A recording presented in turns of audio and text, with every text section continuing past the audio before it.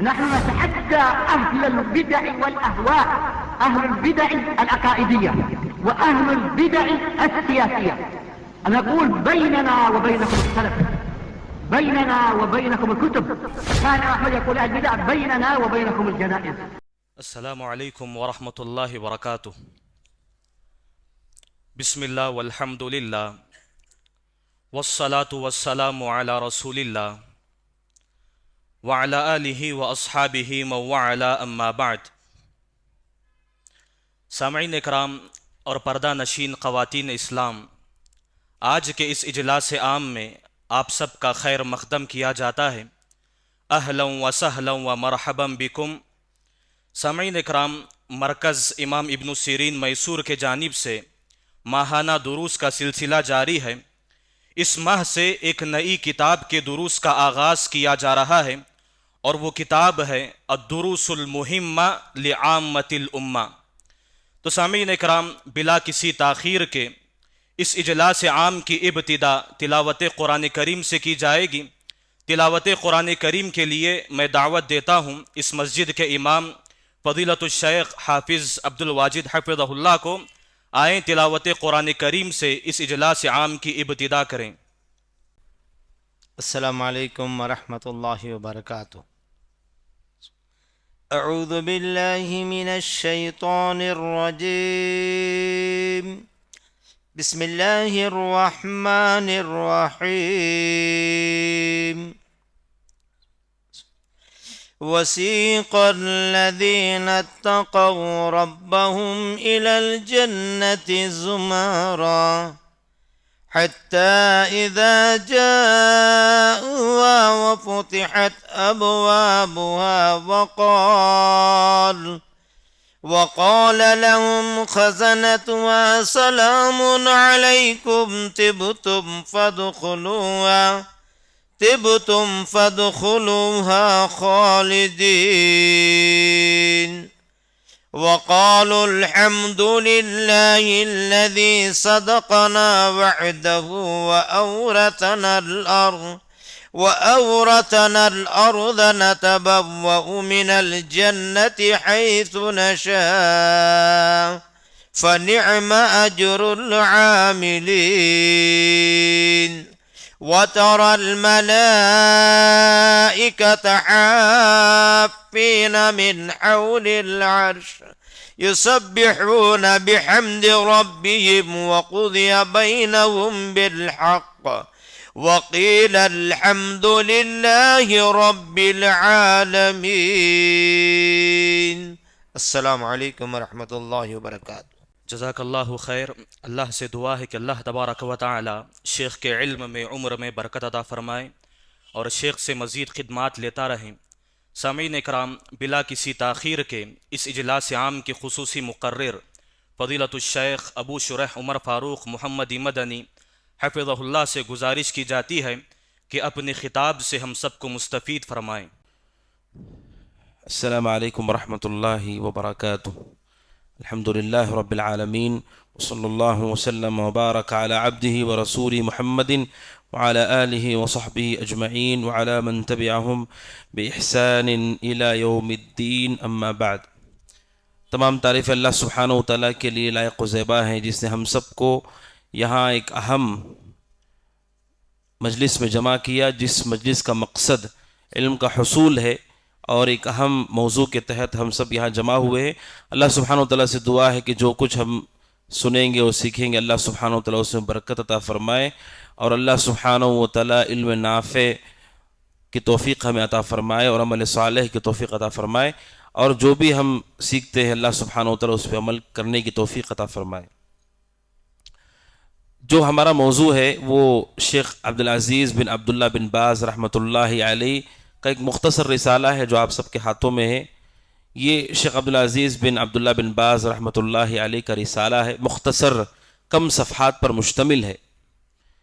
شیخ عبدالعزیز بن عبداللہ بن باز رحمۃ اللہ علیہ نے اصل مسجد نبوی میں دروس دیے تھے، اور ان دروس کا مقصد تھا عام لوگوں کے لیے جس علم کا سیکھنا ضروری ہے وہ لوگوں کو وہ بتا سکے. انہوں نے کئی درس دیے انہی درسوں کو بعد میں کتابی شکل دی گئی، رسالے کی شکل دی گئی، اور شیخ نے بعد میں اس میں کچھ چیزوں کی اصلاح کر کے اسے باقاعدہ چھاپا گیا، پرنٹ کیا گیا، اور اللہ سبحانہ و تعالیٰ نے اسے بہت زیادہ مقبولیت عطا کی، اور اس کے ذریعے سے بہت سارے لوگوں کو فائدہ ہوا، اور الحمدللہ لوگ اس سے استفادہ کر رہے ہیں۔ وہی رسالہ آج ہمارے سامنے ہے، جس میں شیخ عبدالعزیز بن عبداللہ بن باز رحمۃ اللہ علیہ نے الدروس المہمہ، اہم دروس لعامت الامہ، امت کے عام لوگوں کے لیے، عوام سے اس رسالے کا تعلق ہے، وہ لوگ جو عامی ہیں، جو دین کا علم سیکھنا چاہتے ہیں، ان کے لیے رسالہ ہے، اور اس میں انہوں نے عقیدے سے لے کر احکام شرعیہ اور آداب، ان سب کو بڑے مختصر انداز میں جمع کیا ہے تاکہ ہم ان سب چیزوں کو سیکھ سکیں۔ ابتدا میں کچھ اہم باتیں ہیں۔ سب سے پہلی بات تو یہ ہے کہ عام طور پر جو کتابی درس ہوتے ہیں، تدریس ہوتی ہے، اس کا جو انداز ہوتا ہے وہ عام خطابات اور تقاریر سے مختلف ہوتا ہے۔ عام جو تقریریں ہوتی ہیں ان میں عام طور پر جذبات کا خیال کیا جاتا ہے، جذبات کو برانگیختہ کیا جاتا ہے، اور علمی دروس میں یا کتابی دروس میں وہ ماحول نہیں ہوتا ہے، لہٰذا ان جیسے دروس کے لیے صبر کی ضرورت ہے، اس کی عادت ڈالنے کی ضرورت ہے۔ ہندوستان میں اور ان جیسے ممالک میں جہالت کے عام ہونے کے اسباب میں سے ایک بڑا سبب یہ ہے کہ لوگوں کو صرف زبردست تقریروں کی عادت ہے، اور ایسی تقریریں جس میں لوگوں کو ہنسایا بھی جائے، لوگوں کو رلایا بھی جائے، اور جھوٹے واقعات بھی سنائے جائیں اور جھوٹے قصے سنائے جائیں، اس کی لوگوں کو عادت ہے۔ اس عادت نے انہیں جہالت سے بہت قریب کر دیا ہے، اسی لیے علم اور علم کے نشانات لوگوں کے درمیان مٹ گئے۔ لوگ واقعات سننے کے لیے تیار ہیں، قرآن سننے کے لیے تیار نہیں ہیں، سیرت رسول اکرم صلی اللہ علیہ وسلم کی سننے کے لیے تیار ہیں، اسی رسول کے بتائے ہوئے احکامات کو سننے کے لیے تیار نہیں ہیں۔ آخر ایسا کیوں ہوتا ہے؟ کیونکہ نفس کی تربیت اس پر نہیں کی گئی ہے۔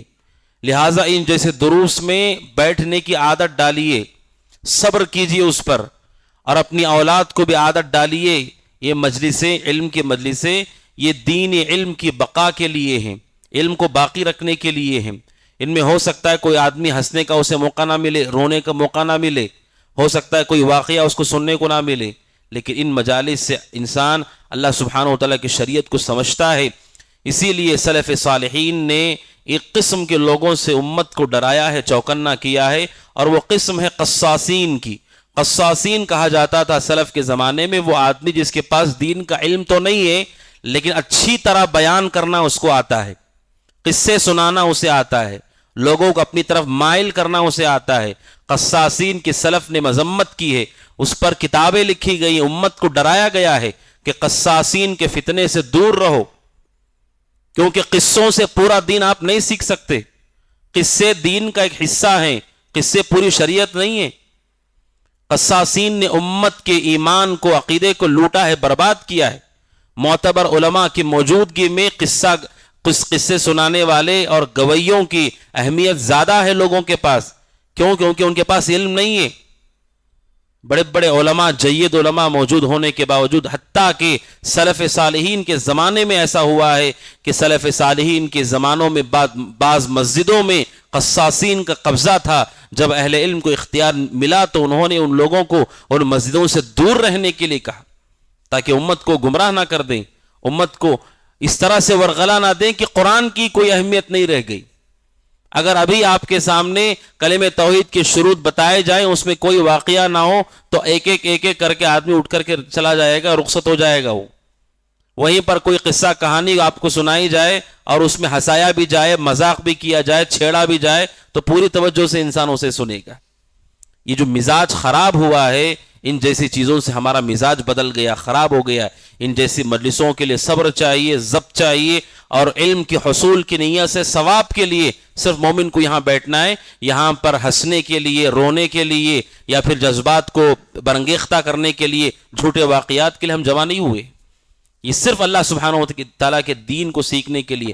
حتیٰ کہ بعض سلف سے متعلق ہے جو امام تھے، اپنے دور کے امام تھے، ان سے متعلق ہے کہ ان کی والدہ ان سے فتویٰ نہیں پوچھتی تھی، ان سے علم نہیں لیتی تھی۔ ان کے زمانے ایک مشہور قصہ سنانے والا تھا جس کا نام تھا ابو زرع القاص، جو لوگوں کو قصے سناتا تھا، جھوٹے واقعات سنا کے لوگوں کو رلاتا تھا، ہنساتا تھا۔ اپنے دور کے امام، ان کے بارے میں اہل علم نے نقل کیا ہے، ان کی والدہ کو کوئی مسئلہ پیش ہوتا تو وہ جاتے تھے اس گویے کے پاس، قصہ سنانے والے کے پاس، اسے جا کر کے وہ پوچھتی تھیں۔ ایک مرتبہ ان کی والدہ نے کہا مجھے کوئی مسئلہ پوچھنا ہے، تم مجھے لے کر جاؤ اس کے پاس۔ وہ امام تھے اس زمانے میں، پوری دنیا سے لوگ ان کے پاس علم حاصل کرنے کے لیے آتے تھے۔ وہ اپنی والدہ کو لے کر کے جاتے اس گویے کے پاس جو قصے سناتا تھا لوگوں کو، اور جیسے ہی وہ اس امام کو دیکھتا ہے اس کے جسم پر کپ کپی طاری ہو جاتی ہے کہ اتنا بڑا امام میرے پاس آ رہا ہے، اور ایک خاتون کو اپنے پاس لے کر کے آ رہا ہے۔ اس امام نے اس ابو زرع القاص کے سامنے اپنی والدہ کو کھڑا کیا، اور والدہ نے کہا کہ مجھے آپ سے ایک سوال کرنا ہے۔ قصہ گو جو ابو زرع تھا اس نے کہا بتاؤ کیا سوال ہے آپ کا؟ کہاں پر تھا وہ اتنا بڑا امام ایک عورت کو لے کر کے آیا جو اس کی والدہ ہے؟ کہا کیا سوال ہے آپ کا؟ خاتون نے سوال کیا تو ابو زرع قاص پوچھتا ہے آپ کے بیٹے نے کیا کہا؟ کہا کہ میرے بیٹے نے یہ جواب دیا لیکن مجھے آپ سے جواب چاہیے۔ تو اس نے کانپتے ہوئے کہا آپ کے بیٹے نے جو جواب دیا وہی میرا بھی جواب ہے۔ یعنی اس کے پاس علم نہیں تھا، جاہل تھا وہ، لیکن اسے لگتا ہے کہ وہ امت کا بڑا عالم ہے کیونکہ وہ قصہ گو اور قصے میں مہارت رکھتا ہے، اور یہ تقریر، یہ فن سیکھا جا سکتا ہے، کوئی مشکل فن نہیں ہے۔ سیاست دان بھی اچھی اچھی تقریریں کر سکتے ہیں، لوگوں کو ہنسا بھی سکتے ہیں، رلا بھی سکتے ہیں، کفار بھی یہ کر سکتے ہیں، چھوٹے بچوں کو بھی آپ ٹریننگ دیں گے وہ بھی اچھے قصے سنا سکتے ہیں۔ یہ علم کا معیار نہیں ہے، یہ علم کا معیار کبھی نہیں ہے۔ کتاب و سنت کے مطابق جنہوں نے علم حاصل کیا سلف کے منہج پر، اور وہ لوگوں کو علم دیتے ہیں، وہی حقیقی علم ہے۔ اس علم کی طرف لوگوں کو راغب ہونا چاہیے، اور قصاصین سے، ان کے فتنے سے اپنے آپ کو بچانا چاہیے۔ کہیں ایسا نہ ہو کہ قرآن کی ہیبت ہمارے دلوں میں نہیں، قرآن کی مٹھاس ہمارے دلوں میں نہیں، قصوں کی اور واقعات اور مذاق کی اہمیت ہمارے دلوں میں، یہ افسوس کا مقام ہے۔ یہ پہلی تنبیہ ہے جو مجھے کرنی تھی، جو کہ بہت ضروری ہے، اس لیے کہ ہم دیکھ رہے ہیں اس کو، اور اس پر صبر بھی کرنا چاہیے، اس پر صبر بھی کرنا چاہیے، یہاں تک کہ افراد کو اندازہ ہو کہ شریعت کا علم کیسے حاصل کیا جائے۔ یقیناً درس کے دوران سنجیدگی کے ساتھ، علمی دروس کے دوران بسا اوقات ایسی چیزیں سامنے آ جاتی ہیں کہ جسے انسان سن کر کے اس کا دل نرم پڑ جاتا ہے، آنکھوں میں اس کے آنسو جاری ہو جاتے ہیں، یا کوئی ایسی چیز آ جاتی ہے جس میں خود رسول ہنس رہے تھے علیہ الصلوۃ والسلام، وہ سن کر کے لوگ بھی ہنسنے لگتے ہیں۔ کبھی کبھار درمیان میں ایسی چیزیں ہو سکتی ہیں، لیکن یہ اصل منہج نہیں ہے، یہ اصل طریقہ نہیں ہے۔ تدریس اور دعوت اللہ کا یہ طریقہ اصل طریقہ نہیں ہے۔ یہ پہلی بنیادی بات ہے۔ اور دوسری بات ہے، شیخ بن باز رحمۃ اللہ علیہ کا جو رسالہ ہے وہ عام افراد سے تعلق رکھتا ہے، اس لیے کہ علم کے درجات ہیں، علم بہت زیادہ ہے، علم بہت زیادہ ہے، حتیٰ کہ سلف نے کہا العلم کثیر والعمر قصیر، شریعت کا علم اتنا زیادہ ہے آپ کی پوری عمر بھی آپ لگائیں گے تو آپ نہیں سیکھ سکتے اس کو۔ عمر ہماری بہت تھوڑی ہے اور علم بہت زیادہ ہے۔ کیا کرنا چاہیے پھر؟ فخذ من کل شیء احسنہ، ہر علم، ہر باب کی جو اچھی اور اہم اور بنیادی اور بیسک چیزیں اس کو لے لو۔ ایک ایک حدیث پر دو دو مجلدات میں اہل علم نے کتابیں لکھی ہیں، دو دو ویلیوم کے اندر کتاب لکھی ہے، ایک ایک حدیث کی تحقیق کرتے ہوئے۔ قرآن مجید کی ایک سورت پر دو دو مجلدات میں تفسیر کی گئی ہے۔ اب آدمی ایک ایک سورت کی تفسیر اتنی ضخیم مجلدات میں پڑھے گا، اس کی پوری عمر بھی نکل جائے گی، تفسیر اور حدیث کبھی ختم نہیں ہوں گی۔ اسی لیے ادب یہ ہے علم کے حصول کا، انسان وہ چیزیں سیکھے جو اسے سیکھنا ضروری ہے، کل قیامت کے دن اسے اللہ سبحانہ وتعالیٰ کے سامنے جواب دینا ہے۔ جن چیزوں پر اسے اللہ کی بندگی کرنی ہے ان بنیادوں کو وہ سیکھے، اور اس کے علاوہ تفصیلی اور دقیق اور باریک جو علم ہے وہ علماء کے لیے چھوڑ دے۔ یہ ادب نہیں ہے۔ اسی لیے آپ دیکھتے ہیں ہمارے درمیان ایسا بھی ہوتا ہے، بسا اوقات لوگ علم حاصل کر رہے ہیں لیکن وہ علم ہے جو ان کے اوپر فرض نہیں ہے اور وہ ان کا میدان نہیں ہے، کل قیامت کے دن اللہ انہیں پوچھے گا بھی نہیں۔ اس کا تعلق صرف عالموں سے ہے، علماء سے اس کا تعلق ہے، وہ اسے حل کریں گے، عام لوگوں کو اس میں داخل ہونے کی کوئی ضرورت نہیں ہے، لیکن چونکہ اندازہ نہیں ہے تو وہ بھی لوگ سیکھ رہے ہیں۔ شیخ بن باز نے الدروس المہمہ لعامت الامہ، امت کے عام لوگوں کے لیے کیا علم ضروری ہے، اس علم کو انہوں نے اس رسالے کے اندر جمع کیا ہے۔ یہ دوسری بات ہے۔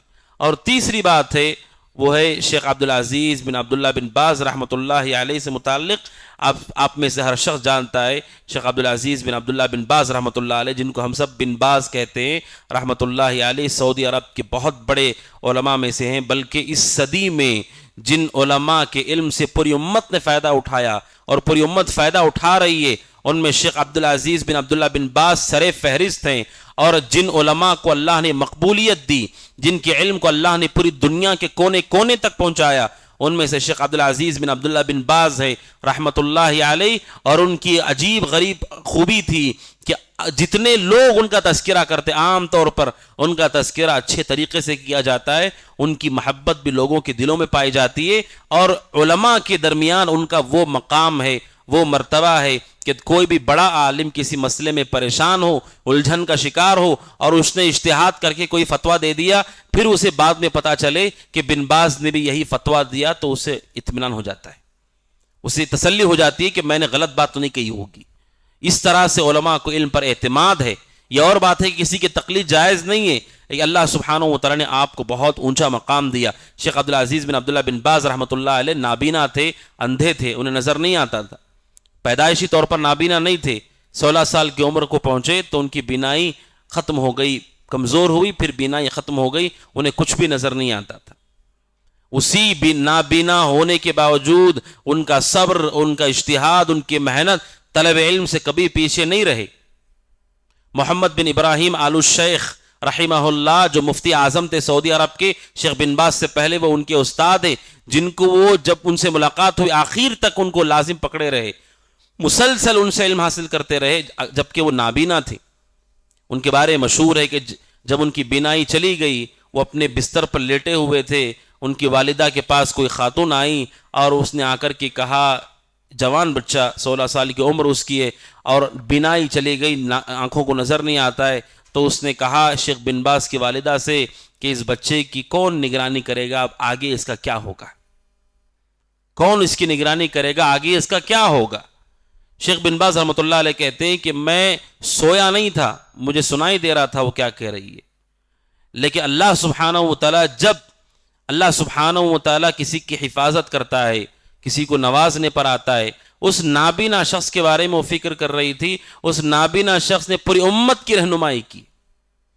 اس کی کون رہنمائی کرے گا، ہاتھ پکڑ کر کے چلائے گا، پوری امت کی رہنمائی کی انہوں نے، پوری امت کو راستہ دکھایا. نہ جانے سینکڑوں یتیموں کا خرچ انہوں نے اٹھایا ہے، بیواؤں کا خرچ انہوں نے اٹھایا ہے، اللہ کے راستے میں لڑنے والوں کا خرچ انہوں نے اٹھایا ہے. یہ اللہ سبحانہ و تعالیٰ ہے، ہر چیز پر وہ قدرت رکھتا ہے. شیخ بن باز رحمۃ اللہ علیہ، اللہ سبحانہ و تعالیٰ نے آپ کو بہت گہرا علم عطا کیا تھا، اور آپ کی کتابیں، آپ کے فتاوی معروف ہیں. شیخ محمد بن ابراہیم آل الشیخ کے بعد سعودی عرب کے مفتی اعظم کے طور پر سب سے بڑے مفتی کا جو پوسٹ ہوتا ہے، اس پر شیخ بن باز رحمۃ اللہ علیہ رہے، اور آپ کا نام پوری دنیا میں معروف ہو گیا. آپ کے علم کی وجہ سے، حکمت کی وجہ سے، دور اندیشی کی وجہ سے، اور آپ کی ثبات قدمی اور استقامت کی وجہ سے کہ فتنوں کے دور میں بھی آپ نے اپنے فتووں کو نہیں بدلا ہے. شیخ بن باز رحمۃ اللہ علیہ کے دور میں بہت سارے فتنے آئے، عجیب عجیب فتنے آئے، کیونکہ جب کوئی بھی فتنہ اٹھتا ہے عام افراد اس کے پیچھے چلنے لگتے ہیں، اور بسا اوقات کم علم والے بھی اس کے پیچھے چلنے لگتے ہیں. جس کے پاس گہرا علم ہوتا ہے وہ پہاڑ کی طرح مضبوطی سے کھڑا رہتا ہے. شیخ بن باز رحمۃ اللہ علیہ کے زمانے میں بہت سارے فتنے آئے. ان فتنوں میں سود کا فتنہ بھی تھا. سود کی نئی شکلوں کو لوگوں کے سامنے اس زمانے میں تعارف کروایا گیا. آج آپ جو سن رہے ہیں اس کی ابتدا بہت پہلے ہو چکی تھی.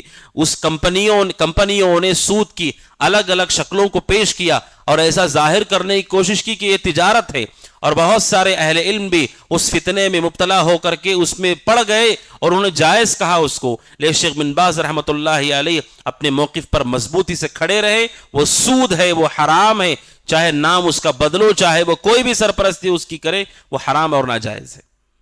شیخ بن باز رحمۃ اللہ علیہ کی ثبات اور استقامت معروف ہے کہ انہوں نے فتنوں کی وجہ سے اپنے موقف کو نہیں بدلا ہے.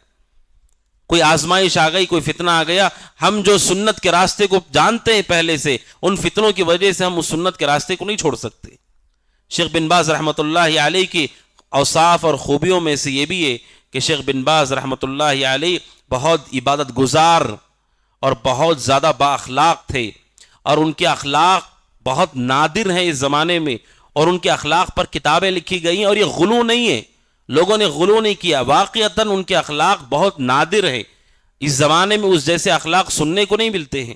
سلف صالحین کے جو اخلاق تھے اس کی جھلک آپ کو ملے گی شیخ بن باز رحمۃ اللہ علیہ کے اخلاق میں، کہ چھوٹوں کے ساتھ، بڑوں کے ساتھ، اپنوں کے ساتھ، پرایوں کے ساتھ، اجنبی لوگوں کے ساتھ آپ کا جو اخلاق تھا، آپ کا جو سلوک تھا، علماء کے ساتھ آپ کا جو سلوک تھا، بہت ہی نادر اور بہت ہی خال خال آج آپ کو دیکھنے کو ملے گا۔ اس کے چند نمونے میں آپ کو پیش کرتا ہوں۔ شیخ بن باز رحمۃ اللہ علیہ کے اخلاق میں سے یہ بھی ہے کہ شیخ بن باز رحمۃ اللہ علیہ خود لوگوں کے، ان کے پاس جو مال تھا اس میں سے لوگوں کی وہ کفالت کرتے تھے، ضرورت مندوں کو وہ اپنے مال میں سے خرچ کرتے تھے، مال میں سے دیتے تھے، اور یہ سخاوت بہت معروف ہے۔ شیخ بن باز رحمۃ اللہ علیہ کی یتیم، مسکین، بیوائیں اور پریشان حال لوگ جیسے فتویٰ پوچھنے کے لیے، انہیں سوال کرنے کے لیے کال کرتے تھے، اسی طرح اپنے گھروں کے مسائل کے لیے بھی انہیں کال آتا تھا۔ یہ عجیب و غریب ہے، شیخ بن باز رحمۃ اللہ علیہ صرف انہیں شرعی مسائل کے لیے نہیں، گھریلو پریشانی اور مالی تنگی کی وجہ سے لوگ کال کر کے بات کرتے تھے، اور شیخ بن باز رحمۃ اللہ علیہ اپنے مال میں سے جتنی ان کی استطاعت تھی وہ خرچ ان کا اٹھاتے تھے، ضرورتیں پوری کرتے تھے، جہاں ان کی طاقت نہیں ہوتی وہ لکھ کر کے دیتے تھے حکومت کو کہ حکومت اس ضرورت کو پوری کرے، یا جو صاحب خیر مالدار لوگ ہیں وہ اس ضرورت کو پوری کریں۔ بعض اہل علم نے واقعہ نقل کیا ہے کہ کوئی شخص ایک بن باز کے پاس آیا، چونکہ وہ نابینا تھے، کہا مجھے اتنے مال کی ضرورت ہے، انہوں نے اسے لکھ کر کے دے دیا، اور وہ چیک لے کر کے، وہ کاغذ ورقہ لے کر کے اس نے کیا کیا، اس میں جتنے صفر تھے اس صفر میں ایک اور صفر بھی ایڈ کر دیا، ایک اور صفر بھی اس نے ایڈ کر دیا۔ شیخ بن باز رحمۃ اللہ علیہ کی جتنے آپ نے رقم لکھی تھی، جب وہ چیک یا جو ورقہ تھا دیا گیا پیسہ لینے کے لیے، تو جو شخص تھا وہ پہچان گیا کہ یہ شیخ بن باز کی طرف سے نہیں ہے، بعد میں اس میں کوئی گڑبڑی ہوئی ہے، تو اس نے فوراً شیخ بن باز کے پاس اس شخص کو بھیج دیا اور اس ورقے کو واپس کیا، اور کہا کہ اس آدمی نے ایک صفر کا اضافہ کیا جس سے تعداد بدل گئی ہے، زیادہ ہو گئی ہے۔ شیخ بن باز رحمۃ اللہ علیہ نے اس شخص کو کچھ نہیں کہا اور کہا میں معذرت چاہتا ہوں، شاید میں آپ کی تکلیف کو ٹھیک طرح سمجھ نہیں پایا، میں آپ کی تکلیف کو سمجھ نہیں پایا، شاید آپ کو زیادہ مال کی ضرورت تھی اور میں نے کم لکھ کر کے دے دیا، اور میں آپ سے معذرت چاہتا ہوں۔ اب سوچئے ایسا تقوی اور ایسا علم اور ایسا تواضع اور اخلاق کہاں دیکھنے کو ملتا ہے؟ جامعہ اسلامیہ مدینہ یونیورسٹی، وہاں پر طلبہ اپنی فیملی کے ساتھ، بیویوں کے ساتھ رہتے تھے، اور پھر پتا چلا کہ طلبہ چونکہ بیوی بچوں کے ساتھ رہ رہے ہیں، اور جو مکافع انہیں مل رہا ہے، جو پیسہ گورنمنٹ دے رہی ہے اسکالرشپ کے طور پہ، بچوں کو کافی نہیں ہو رہا ہے۔ وہ بچے کیا کر رہے ہیں؟ یہاں وہاں ڈیوٹیاں کر رہے ہیں، اور ان کی تعلیم خراب ہو رہی ہے۔ اس لیے فیصلہ کیا گیا کہ ان کی بیوی بچوں کو واپس ان کے ملکوں کو بھیج دو، یہ صرف یہ رہ کر کے علم حاصل کریں، اور اس کے لیے بیٹھک بلائی گئی جس میں علماء تھے اور بڑے بڑے جید علماء جامعہ اسلامیہ کے موجود تھے۔ شیخ بن باز رحمۃ اللہ علیہ سے انہوں نے کہا بہتر یہی ہے کہ ان طلباء کی بیویوں کو یہاں سے بھیج دیا جائے، کیونکہ بیوی بچے مدینہ ہیں، مدینہ کے اندر موجود ہیں، انہیں خرچہ اٹھانا ہے، جو اسکالرشپ مل رہی ہے اسٹوڈنٹس کو وہ کافی نہیں ہو رہی ہے، تو یہاں وہاں وہ ڈیوٹیاں کر رہے ہیں، اور ڈیوٹی کرنے کی وجہ سے جو پڑھائی کرنی تھی وہ پڑھائی ٹھیک سے نہیں ہو رہی ہے۔ اور جتنے وہاں لوگ موجود تھے اس بیٹھک میں، جو ذمہ داران تھے، سب نے موافقت کر لی کہ جتنے طلباء کی بیویاں یونیورسٹی کے اندر ہیں اور بچے ہیں ان سب کو بھیج دیا جائے تاکہ ان کے علم کے اوپر کوئی اثر نہ پڑے۔ شیخ بن باز رحمۃ اللہ علیہ نے کہا کہ نہیں، میں اس رائے سے متفق نہیں ہوں، بیوی ہے، ان کے بچوں کے ساتھ وہ علم حاصل کرے۔ تو کہا کہ شیخ اس کے لیے خرچہ چاہیے، جتنا انہیں دیا جا رہا ہے وہ کافی نہیں ہے، گورنمنٹ سے جتنا مل رہا ہے وہ کافی نہیں ہے، وہ یہاں وہاں سے پیسہ لے رہے ہیں، اب تعلیم خراب ہوگی، لایا ہی گیا ہے ان کو علم حاصل کرنے کے لیے۔ شیخ بن باز رحمۃ اللہ علیہ نے کہا کتنا خرچہ ہو رہا ہے ان سارے بچوں کی بیوی اور ان کی اولادوں کا، مجھے بتاؤ، میں اس کی ذمہ داری لیتا ہوں۔ یہ کہہ کر کے اپنے سینے پہ ہاتھ مارا انہوں نے۔ ان سب کی بیویاں، جتنے ان کی اولادیں ہیں، ان سب کی کفالت میں کرتا ہوں، میں ذمہ داری لیتا ہوں، لیکن ان کو یہاں سے نہ بھیجا جائے تاکہ یہاں بیویاں رہیں، ان کی پاک دامنی کے ساتھ وہ رہیں، صحیح طور پر ان کی عزتوں کی حفاظت ہو۔ شیخ بن باز نے سارے طلباء کی بیوی بچوں کی ذمہ داری اپنے اوپر لے لی۔ کیا آپ نے دیکھا ہے کوئی شخص ایسا آدمی 150 دیتے ہوئے سوچ کر دیتا ہے، جبکہ اتنا ہے اس کے پاس، اتنا مال اس کو اللہ دے چکا ہے کہ اس کی ساری ضرورتوں کے ساتھ وہ اسراف بھی کرے گا تو ختم نہیں ہوگا، اس کے باوجود کوئی آدمی نہیں چاہتا ہے 10 روپیہ بھی گر گیا وہ ڈھونڈ کے اٹھاتا ہے اس کو۔ یہ سخاوت بھی یہ اوصاف حمیدہ انبیاء اور رسول کی صفات میں سے، صحابہ کی صفات میں سے، کہ انہوں نے سارے طلبہ کی کفالت کی ذمہ داری لی۔ ان کے اخلاق میں سے شیخ بن باز رحمۃ اللہ علیہ کے اخلاق بہت ہی نادر اخلاق ہیں، اور ان کا جو اسلوب ہے دعوت کا بہت حکیمانہ اسلوب ہے ان کا۔ کوئی شخص شیخ بن باز رحمۃ اللہ علیہ کے پاس آیا اور سوال کرنے لگا، اور وہ شخص سگریٹ پینے والا تھا، اور جب قریب آ کر کے بات کر رہا ہے تو اس کی بدبو آ رہی تھی، اس کے منہ سے بدبو آ رہی تھی۔ شیخ بن باز رحمۃ اللہ علیہ محسوس کر رہے یہ سگریٹ پی کر کے آیا ہے۔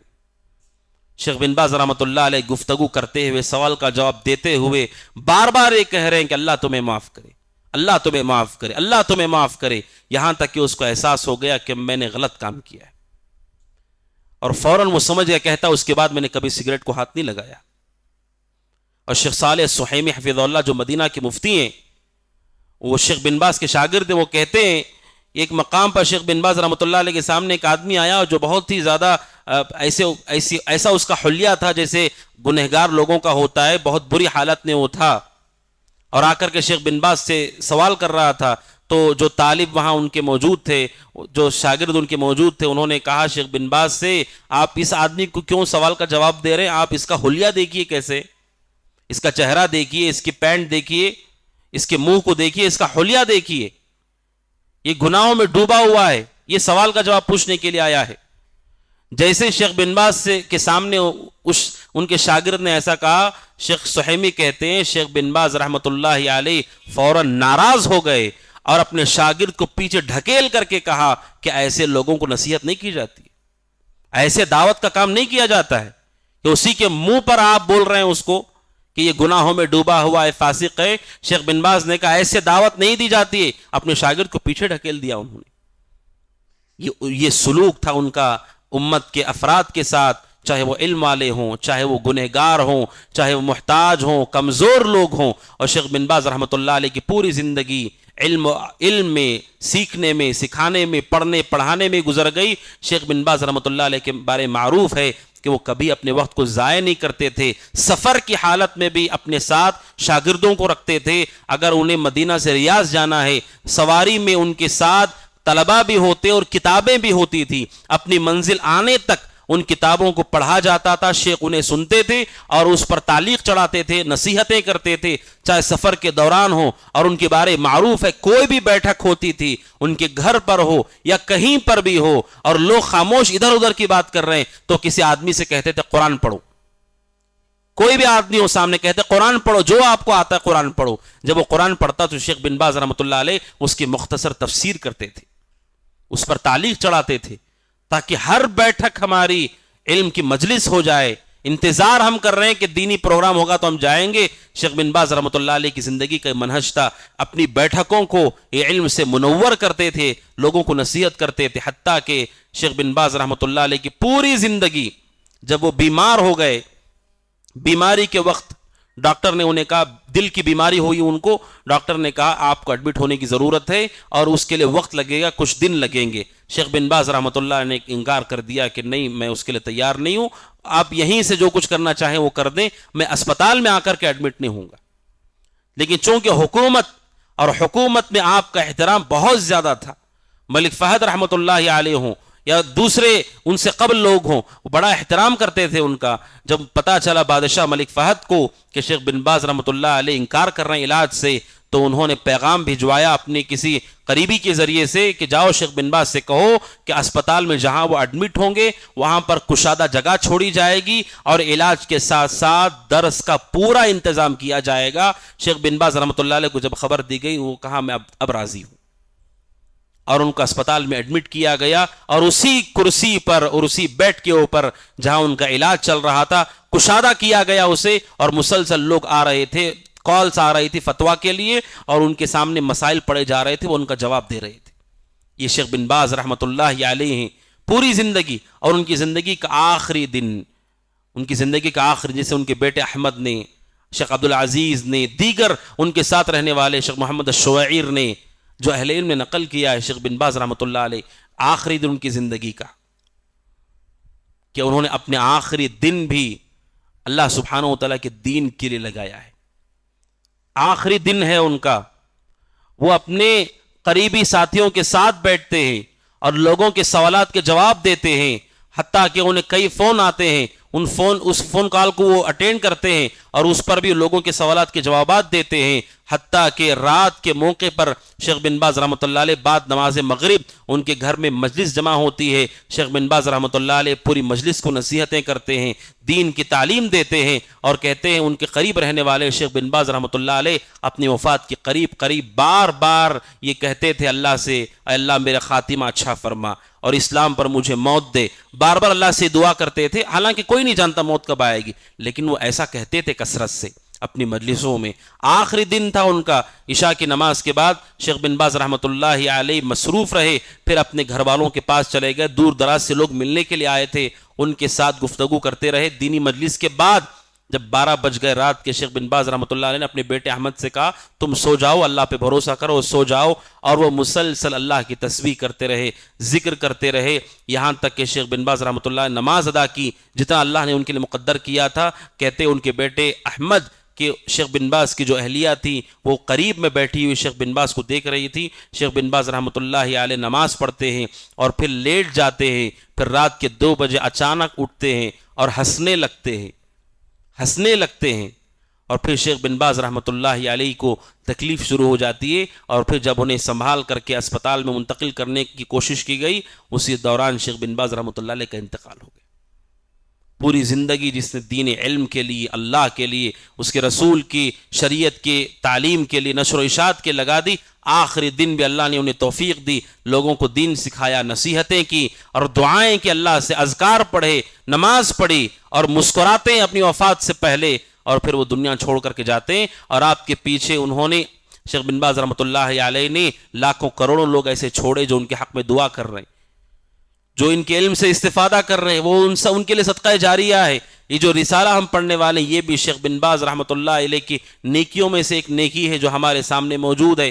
جو بھی ہم پڑھیں گے شیخ بن باز رحمۃ اللہ علیہ کے حسنات میں، نیکیوں میں اللہ تبارک و تعالیٰ اسے شامل کرے گا۔ یہ شیخ بن باز رحمۃ اللہ علیہ کی زندگی ہے۔ علماء کی زندگیاں پڑھنا یا سننا، اس سے جو بہت اہم فائدہ ہمیں ملتا ہے وہ یہ ہے کہ دین کی اہمیت ہمیں پتہ چلتی ہے کہ ایک شخص جو ہماری ہی طرح ہے وہ کیسے زندگی گزار رہا ہے، کیوں زندگی گزار رہا ہے، اس کی زندگی کا ٹارگٹ کیا ہے، کیا ہدف ہے اس کا، پوری زندگی کس میں لگا دی۔ شیخ بن باز نے کبھی چھٹی نہیں لی، انہوں نے مسلسل وہ کام کرتے تھے، صبح سے لے کر کے رات تک لوگوں کے لیے، علم کے لیے، عمل کے لیے اپنے آپ کو انہوں نے وقف کر دیا، کبھی وقت انہوں نے ضائع نہیں کیا، اور امت کے لیے اتنا قیمتی تراث، قیمتی سرمایہ فتووں کی شکل میں صرف شیخ بن باز کے فتاوی آپ دیکھیں، کئی مجلدات میں آپ کو، کئی ویلیوز میں صرف فتوے ان کے ملیں گے آپ کو جو انہوں نے اپنی زندگی میں دیے، اور مزید ان کی کتابیں، اس کے علاوہ بہت ساری ان کی کتابیں ہیں۔ شیخ بن باز رحمۃ اللہ علیہ، شیخ بن باز کی اچھائیوں میں سے یہ بھی ہے کہ انہوں نے عام افراد کے لیے اس چھوٹے سے رسالے کو تیار کیا، عام افراد کے لیے، اس لیے کہ ہر آدمی کا علم کا مستوی ایک جیسا نہیں ہوتا، کسی کے پاس بہت کم علم ہوتا ہے، کسی کے پاس درمیانی، کسی کے پاس زیادہ ہوتا ہے۔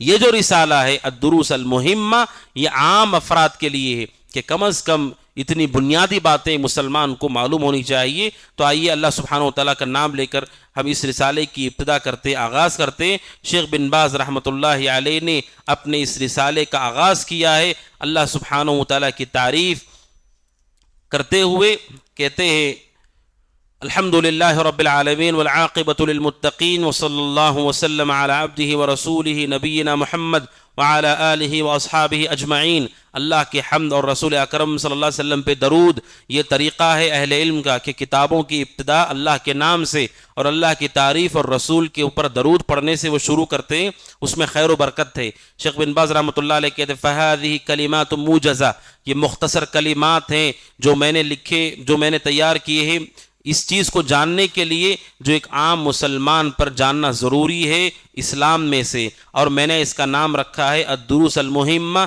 لعامۃ الامہ۔ پھر شیخ بن باز دعا کرتے ہیں واسأل اللہ، میں اللہ سے دعا کرتا ہوں ینفع بها المسلمین، کہ اللہ میرے اس چھوٹے سے رسالے کے ذریعے سے مسلمانوں کو فائدہ پہنچائے، وَيَتَقَبَّلَهَا مِنِّي، اور اللہ تبارک و تعالیٰ مجھ سے اس کو قبول کرے، انہ جواد کریم، بے شک اللہ تعالیٰ سخاوت کرنے والا اور کرم کرنے والا ہے۔ سب سے پہلے شیخ بن باز نے اللہ کی حمد و صلات اور دعا کے بعد کہ اللہ تعالیٰ جو میں نے لکھا ہے اس میں برکت عطا فرمائے. قبولیت کی دعا یہ اخلاص کی دلیل ہے کہ کوئی آدمی عمل کرنے کے بعد اللہ سے دعا کرتا ہے اسے قبول فرما. وہ اللہ سبحانہ وتعالیٰ سے دعا کرتا. ابراہیم علیہ السلام نے کیا کیا؟ کعبۃ اللہ کی تعمیر کی اور کہا ربنا تقبل منا انک انت السمیع العلیم. اے ہمارے رب ہم نے عمل کر دیا تو قبول کر لے، بے شک تو سننے والا اور جاننے والا ہے. شیخ بن باز رحمۃ اللہ نے دعا کی. پھر آگے پہلا درس ہے اس کتاب کا، درس الاول سورۃ الفاتحہ و قصار السور. شیخ بن باز نے سب سے پہلے قرآن کو رکھا جو ہر مسلمان کو جاننا ضروری ہے. سورۃ الفاتحہ و قصار السور، سورہ فاتحہ کا جاننا ضروری ہے. اور چھوٹی صورتیں سورہ زلزال، اذا زلزلت الارض سے لے کر کے سورہ ناس تک، مختصر یہ صورتیں مسلمان کو چاہیے کہ ان کو جان لے. شیخ بن باز نے کیا کہا؟ سورہ فاتحہ اور یہ چھوٹی صورتیں سورہ زلزلہ، اذا زلزلت الارض سے لے کر سورہ ناس تک، آپ میں سے ہر شخص غور سے سنے. سورہ زلزلہ سے لے کے سورہ ناس تک ان صورتوں کے بارے میں شیخ بن باز کہتے ہیں رحمۃ اللہ علیہ، ان صورتوں کے ساتھ آپ کو کیا کرنا ہے؟ سب سے پہلے کہتے ہیں تلقیناً کسی عالم دین کے پاس جا کر کے ان صورتوں کو سیکھیے. سب سے پہلے سورۃ الفاتحہ. تلقین کا مطلب ہے کہ کوئی آدمی آپ کو سکھائے تاکہ آپ اسے درست کر سکیں. یہ علم کے حصول کا طریقہ ہے. کم از کم اتنا فرض ہے مسلمان پر کہ وہ کسی شخص کے پاس جو سورہ فاتحہ کو اچھی طرح جانتا ہو اس کے پاس جا کر کے کہے اس سے کہ آپ مجھے پڑھ کر کے سنائیں. تلقین کا مطلب ہے کہ امام اسے پڑھے گا اور لوگ اسے سنیں گے غور سے تاکہ انہیں اندازہ ہو کیسے پڑھا جاتا ہے. یہ سب سے پہلی بنیادی بات ہے علم کے لیے. آپ سوچئے کہ ہم نے اپنی زندگی میں کیا کبھی آج تک کسی عالم دین کے پاس جا کر کے یہ کہا ہے کہ آپ میری سورہ فاتحہ صحیح کیجئے؟ اور ماشاءاللہ دنیا کے بڑے بڑے مسائل حل کر رہے ہیں، ایسے مسائل جو بڑے بڑے علماء بھی حل نہیں کر رہے، ہمارے لوگ حل کر رہے ہیں اس کو. لیکن سورہ فاتحہ کبھی نہیں صحیح کی، نہ اپنی صحیح کی، نہ اپنی والدہ کی صحیح کی، نہ اپنے والد کی صحیح کی. شیخ بن باز کہتے ہیں سب سے پہلے سورہ فاتحہ کو صحیح کیجئے، کیونکہ سورہ فاتحہ نماز کے ارکان میں سے، اس کے بغیر نماز نہیں ہوتی. اگر آپ نے کوئی حرف چھوڑا، سورہ فاتحہ پوری نہیں پڑھی آپ نے. جبکہ نماز میں سورہ فاتحہ آدھی پڑھنا ضروری ہے، پوری پڑھنا ضروری ہے، پوری پڑھنا ضروری. اگر آپ نے کوئی حرف چھوڑ دیا، آپ نے پوری سورہ فاتحہ نہیں پڑھی. اگر آپ نے اعراب کو بدل دیا، اس کا معنی بدل جائے گا، تو وہ سورہ فاتحہ نہیں پڑھا، آپ نے کچھ اور پڑھا ہے. اگر معنی وہ نہ دے جو معنی ہے اس کا، پھر آپ نے سورہ فاتحہ نہیں پڑھا ہے. سورہ فاتحہ کو صحیح کی. سب سے پہلے سورہ فاتحہ کو صحیح کیجیے. قریب میں اسی مرکزی مسجد کے اندر ایک شیخ آئے تھے اور وہ بھی مسجد کے امام ہے، کئی سال سے امامت کرا رہے. انہوں نے اس مسجد میں آنے کے بعد اسی مرکزی مسجد میں نماز ادا کی. انہوں نے نصیحت کرتے ہوئے کہا سب سے پہلے لوگوں سے کہو سورہ فاتحہ صحیح کریں. اور انہوں نے مجھ سے بھی کہا آپ بھی، اگرچہ کہ آپ طالب علم ہیں، آپ بھی سورہ فاتحہ کو صحیح کرو، درست کرو اور بار بار اسے تکرار کے ساتھ سنو اہل علم کو پڑھتے ہوئے، تاکہ اس کے اندر کوئی غلطی نہ ہو. کیونکہ آپ کا مسئلہ یہ کہ آپ اپنے لیے بھی نماز پڑھ رہے، دوسروں کی امامت بھی آپ کرا رہے. جب آپ کا یہ سورہ فاتحہ صحیح نہ ہو تو دوسروں کی نماز کے اوپر بھی اس کا اثر ہوگا. انہوں نے کہا میں علماء کو بھی، ائمہ کو بھی، عام لوگوں کو بھی یہی بات کہتا ہوں، سب سے پہلے سورہ فاتحہ صحیح کرو. اس کا طریقہ کیا ہے؟ کسی عالم دین کے پاس جائیں اور ان سے کہیں آپ مجھ پر پڑھیے تاکہ میں اسے صحیح کر سکوں. کتنے ایسے لوگ ہیں جن کی سورہ فاتحہ میں بہت بڑی بڑی غلطیاں ہیں جس سے معنی بدل جاتا ہے یا الفاظ ان کے چھوٹ جا رہے ہیں، جس کی وجہ سے سورہ فاتحہ وہ سورہ فاتحہ نہیں ہے، اور جس کی سورہ فاتحہ نہیں اس کی نماز بھی نہیں ہے. پہلا طریقہ ہے ابتدا ایسے کریں کہ کسی کو کہیں آپ مجھ پہ سورہ فاتحہ پڑھو، آپ اسے غور سے سنیں. اور دوسرا ہے تصحیحا للقراءہ، پھر عالم دین کو چاہیے کہ وہ سامنے والے کو کہے تم پڑھو، پھر جب وہ پڑھے گا تو وہ اسے سن کر کے اس کی غلطیوں کو صحیح کرے. پھر تیسرا مرحلہ ہے تحفیظاً. شیخ بن باز کہتے ہیں پھر یاد دلاؤ اسے، پھر یاد کرو سورہ فاتحہ کو. اور یہی طریقہ ساری صورتوں کے ساتھ ہے. پہلے اس کی قرات صحیح کرو، چونکہ عام طور پر چھوٹی چھوٹی صورتیں ہم لوگ نماز میں پڑھتے ہیں. شیخ بن باز کو معلوم ہے چھوٹی چھوٹی صورتیں ہم لوگ پڑھتے ہیں. عام لوگ حافظ قرآن تو نہیں ہوتے کہ وہ سورہ بقرہ، سورہ قاف، سورہ آل عمران پڑھیں گے. عام لوگ یہی صورتیں پڑھتے ہیں. اس لیے انہوں نے کہا عام لوگوں کے لیے چاہیے سورہ زلزلہ سے لے کر کے سورہ ناس تک یہ پوری صورتیں کسی کے پاس جا کر کے پڑھیں، اچھی سنیں ان کو پڑھتے ہوئے، پھر آپ اپنی تلاوت کی تصحیح کریں، غلطیوں کو درست کریں، بعد میں اسے یاد کریں. اسی لیے بسا اوقات ایسا ہوتا ہے کہ عام افراد کے پیچھے نماز پڑھنے کا موقع ملتا ہے، جو حافظ نہیں ہے یا عالم نہیں ہے ان کے پیچھے نماز پڑھنے کا موقع ملتا ہے، تب اندازہ ہوتا ہے کہ کس قدر غلطیوں کے ساتھ تلاوت کی جا رہی ہے قرآن کی. اس میں دو چیزوں کا احساس ہوتا ہے، ایک تو ان کے بارے میں بھی کہ انہوں نے اس کی اصلاح نہیں کی اب تک، اور دوسرا ہمارے سلسلے میں بھی افسوس ہوتا ہے کہ ان جیسے چیزوں کے اوپر توجہ نہیں دی جا رہی ہے. اپنے گھروں میں بھی ہم توجہ نہیں دے رہے. اسی لیے شیخ وسیع اللہ عباس حفظہ اللہ کئی سال پہلے بنگلور میں ایک کانفرنس منعقد ہوئی جس میں ایک بڑا فتنہ ہوا تھا بنگلور میں. اس فتنے کو حل کرنے یا ختم کرنے کے لیے شیخ وسیع اللہ عباس حفظہ اللہ کو بلایا گیا تھا، جو حرم مکی کے مدرس ہیں. شیخ وسیع اللہ عباس نے اس موقع پر جو قیمتی نصیحتیں کی، اس وقت میں مدرسے میں پڑھ رہا تھا. شیخ وسیع اللہ عباس حفظہ اللہ نے کہا کہ میں نوجوانوں سے کہتا ہوں بڑے بڑے مسائل میں نہ جاؤ، فتنوں میں داخل نہ ہو، سب سے پہلے سورہ فاتحہ صحیح کرو، اپنی والدہ کی سورہ فاتحہ صحیح کرو، انہیں کہو پڑھنے کے لیے، جب وہ پڑھیں تو اسے درست کرو، یہاں سے علم کی ابتدا کرو. اور کوئی چھوٹا سا رسالہ عقیدے کے بارے میں، چھوٹا سا رسالہ اپنی مسجد کے امام کے پاس لے جاؤ اور کہو کہ یہ چھوٹا سا رسالہ ہے عقیدے کا، احکام کا، نماز کا، آپ کے پاس جب وقت ہو، ہفتے میں جب بھی آپ کے پاس موقع ہو، مجھے تھوڑا سمجھا دیجئے اس کو. یہ طریقہ علم حاصل کرنے کا. پہلے بنیادی چیزوں کو سیکھو جس کے بارے میں اللہ آپ کو پوچھنے والا ہے. جن چیزوں کا اللہ نے آپ کو مکلف نہیں کیا اس کے پیچھے نہ جاؤ جب آپ نے مرحلہ پال کر لیا ہو. شیخ سلیمان روحیلی حفظہ اللہ جو کہ مسجد نبوی کے مدرس ہیں، کسی ملک میں ان کا پروگرام تھا، پروگرام میں سوال جواب کے سیشن میں کسی نے ان سے سوال کیا کہ جو جنات ہیں، جو شیطان ہیں، کیا وہ جنات ہیں؟ اس سے متعلق سوال کیا. شیخ سلیمان روحیلی نے کہا مجھے اس سوال کا جواب تو پتا ہے، اس سوال کا جواب تو مجھے پتا ہے، لیکن میں سوال کا جواب دوں گا نہیں، اس سوال کا جواب میں نہیں دوں گا. کہا کیوں؟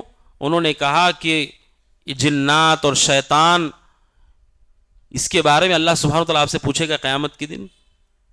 کیا یہ واجبی علم ہے جسے حاصل کرنا ضروری ہے مسلمان پہ؟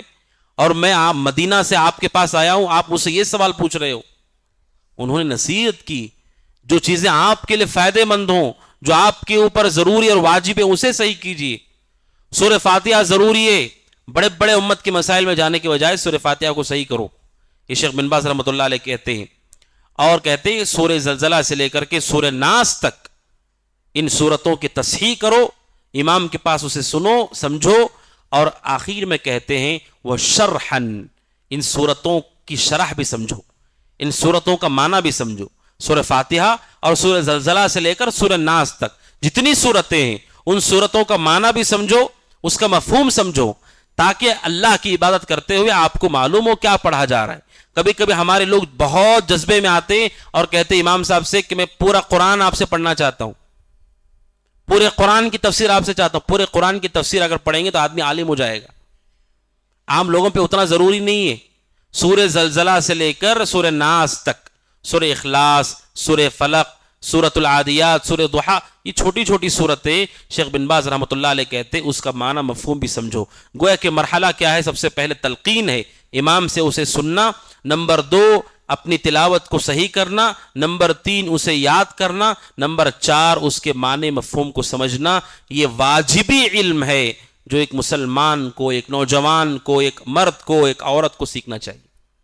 جو پردہ نشین خواتین اسلام یہاں موجود ہیں، توجہ کریں اس پہلے درس کے اوپر کہ سورہ فاتحہ کو صحیح کریں اپنی، اور اسے یاد کریں، غلطیوں کو درست کریں. اور غلطیوں کو درست کرنے کا ایک طریقہ یہ بھی ہے کہ آپ اچھے ائمہ اور قراء کو سنیں. اور قراء میں بھی بہت سارے ایسے لوگ آ گئے جو قاری نہیں ہیں لیکن ان کی طرز اچھی ہے. جسے گانے والا آدمی اس کے پاس ایک طرز ہوتا ہے، ایسے بہت سارے قاری موجود ہیں سوشل میڈیا پر اور بڑے مشہور بھی ہیں، ان کی طرز اچھی ہے. قرآن کو درست کرنے کے لیے سب سے پہلے حروف کو صحیح کرنا ہوتا ہے، دوسرا اسے صحیح طور سے بولنا ہوتا ہے، پھر تیسرا اسے خوبصورت کرنا ہوتا ہے. خوبصورت کرنا یہ آخر کی چیز ہے. ماشاءاللہ بچہ پڑھ رہا ہے فلاں عفاسی کے طرز پہ وہ پڑھ رہا ہے لیکن وہ حروف نہیں بول پا رہا ہے، وہ تلاوت نہیں ہے. سب سے پہلے حروف کی ادائیگی اور سب سے پہلے حروف کی شناخت اور صحیح ڈھنگ سے اس کی ادائیگی، اور اس ادائیگی کے بعد آپ اپنی طرز کو بہتر کریں. ورتل القرآن ترتیلا. تجوید کتنی فرض ہے، تجوید کتنا فرض ہے تجوید کا علم حاصل کرنا. علماء کہتے ہیں جس سے حرف کا حق ادا ہو. آپ را کو را کہیں، دال کو دال کہیں، صاد کو صاد کہیں، حرف کا حق ادا ہو. اور دوسرا اعراب آپ صحیح پڑھ رہے ہو، زبر کو زبر پڑھیے، زیر کو زیر پڑھیے، پیش کو پیش پڑھیے. اتنی تجوید فرض ہے، اتنی تجوید فرض ہے. اس کے علاوہ بہت تفصیلات ہیں، وہ مستحب ہے، بہتر ہے اگر کوئی جان لے. کم از کم تجوید یہ ہے حروف صحیح طور پہ پڑھیے، اعراب زبر زیر پیش تنوین اسے صحیح پڑھیے، ورنہ اسے معنی بدل جاتا ہے. جیسے اس سے پہلے درس میں آیا اکبر ہے، اگر کوئی آدمی کہے اللہ اکبر، بار اگر کہہ دے، با کو کھینچ دے، ایک حرف اضافہ کر دیا اس نے. اکبار کا مطلب ہوتا ہے تبلا. وہ کیا کہہ رہا ہے اللہ کو کہ اللہ تو کیا ہے، نعوذ باللہ. اکبر ہے وہ اکبار نہیں ہے. حرف کی شناخت اور اس کے اوپر جو اعراب ہے اسے صحیح کیجیے. تیسرا طرز بھی اچھا کیجیے، اللہ کو یہ پسند ہے. اللہ کے نبی نے فرمایا علیہ الصلوۃ والسلام، وہ ہم میں سے نہیں جو قرآن کو تغنی سے نہیں پڑھتا، اچھے طرز میں پڑھے. لیکن یہ بات کا مرحلہ ہے، اس لیے ایسے قراء کو سنیے جن قراء کے اندر تجوید اچھی ہو، حرم کے ائمہ ہو. آپ سن سکتے ہیں خاص طور پر علی الحذیفی حفظہ اللہ، جو مسجد نبوی کے امام ہیں اور سب سے سینئر امام ہیں، حرمین میں سب سے زیادہ سینئر امام ہیں، مسجد نبوی میں سب سے سینئر امام ہیں شیخ عبد الرحمن شیخ علی حذیفی حفظہ اللہ. آپ ان کی قرات کو سنیے، ان کی تجوید بہت شاندار ہے، بہت مجود ہے ان کی تلاوت. اور آپ بعد میں طرز بھی اپنی طریقے پہ ایڈ کر لیجئے، کوئی مسئلہ نہیں. بس وہ گانے کا نہ ہو طرز، آپ اپنے حساب سے طرز رکھ سکتے ہیں، لیکن حروف اور تجوید صحیح ہو اس کی. اور اسی طرح نئے قراء میں جو نوجوان ابھی ہیں، ان میں شیخ ولید الشمسان کر کے ہیں. شیخ ولید شمسان آپ یوٹیوب پہ سرچ کریں گے، ابھی نئے متعین ہوئے حرم میں امام شیخ ولید الشمسان. ان کی تجوید بہت شاندار ہے اور طرز بھی اچھی ہے. ایسے قراء یا حرم کے دیگر قراء شیخ شوریم ہو وغیرہ وغیرہ، جن قراء کو بھی آپ چاہیں سن سکتے ہیں. میں نے 2 لوگوں کا نام ذکر کیا جو میں نے دیکھا کہ تجوید اور طرز دونوں بہت ہی اچھی ہے. تو شیخ بن باز رحمۃ اللہ علیہ نے سب سے پہلا درس دیا ہے، وہ یہ ہے سورہ فاتحہ اور ان سورتوں کی درستگی. انشاءاللہ کریں گے درست سے، انشاءاللہ عزم کریں اور اللہ سبحانہ و تعالیٰ سے دعا کریں اللہ تعالیٰ صحیح معنوں میں صحیح ڈھنگ سے علم حاصل کرنے والا بنائے اور علم کے مراحل صحیح طور پر اللہ تبارک و تعالیٰ آسان کرے.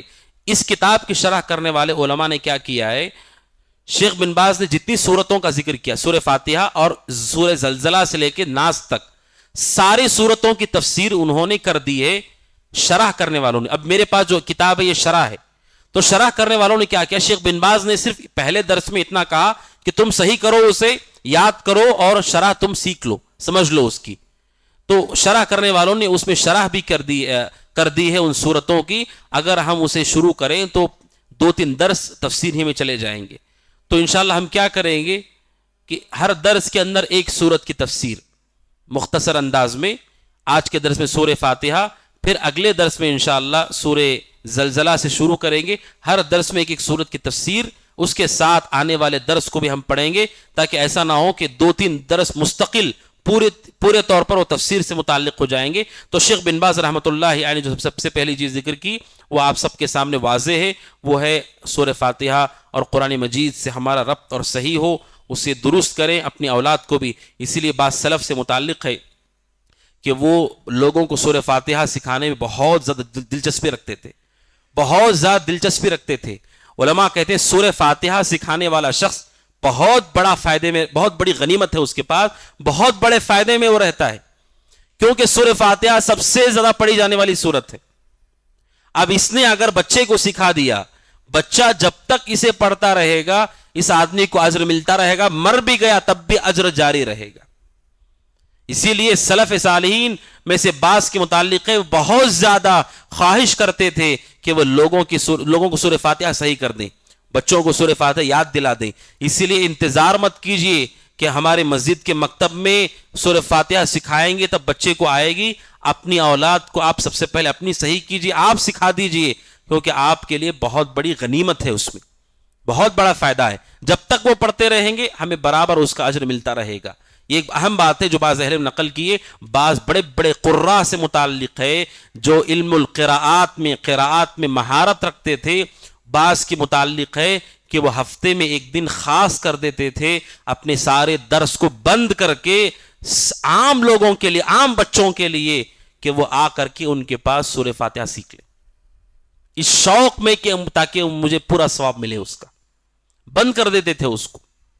تو سورہ فاتحہ آپ بھی سیکھیں اور اولاد کو سکھانے میں جلدی کریں. ایک مسئلہ یہ ہے، شرح کرنے والوں نے ذکر کیا ہے کہ اگر نوجوان ہیں، مثلا جیسے ماشاءاللہ بعض نوجوان ہیں، انہوں نے علم حاصل کرنے کی طرف دلچسپی دکھائی اور علم حاصل کر رہے ہیں.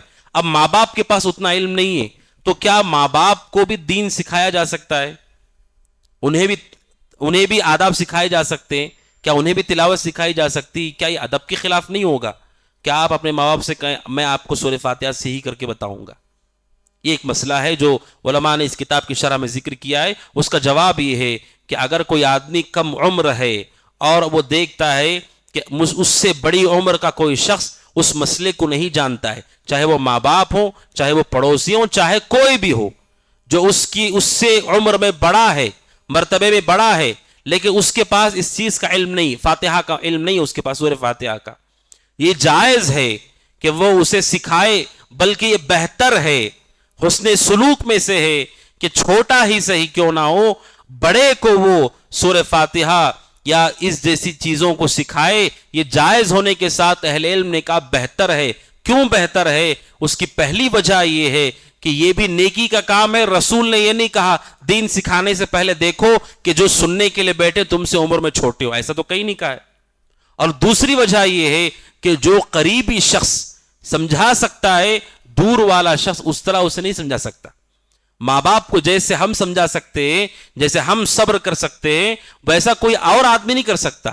آپ کسی امام کو لے کر کے جائیں اور کہیں کہ ان ساری صورتیں میری والدہ کو یاد کرا دیں، ان کے لیے زیادہ دشواری ہوگی بنسبت اسی خاتون کے بیٹے کے لیے. ان کے لیے آسانی ہوگی، آسانی بھی ہوگی. اس لیے علماء کہتے ہیں پیچھے نہیں ہٹنا چاہیے. لیکن اہم بات ہے وہ یہ ہے کہ اپنے سے بڑوں کو تعلیم دیتے ہوئے ادب کا پورا خیال کرنا چاہیے. جیسے آپ نے سنا شیخ بن باز کے یہ اخلاق میں سے تھا، شیخ بن باز رحمۃ اللہ علیہ کے ادب میں سے تھا.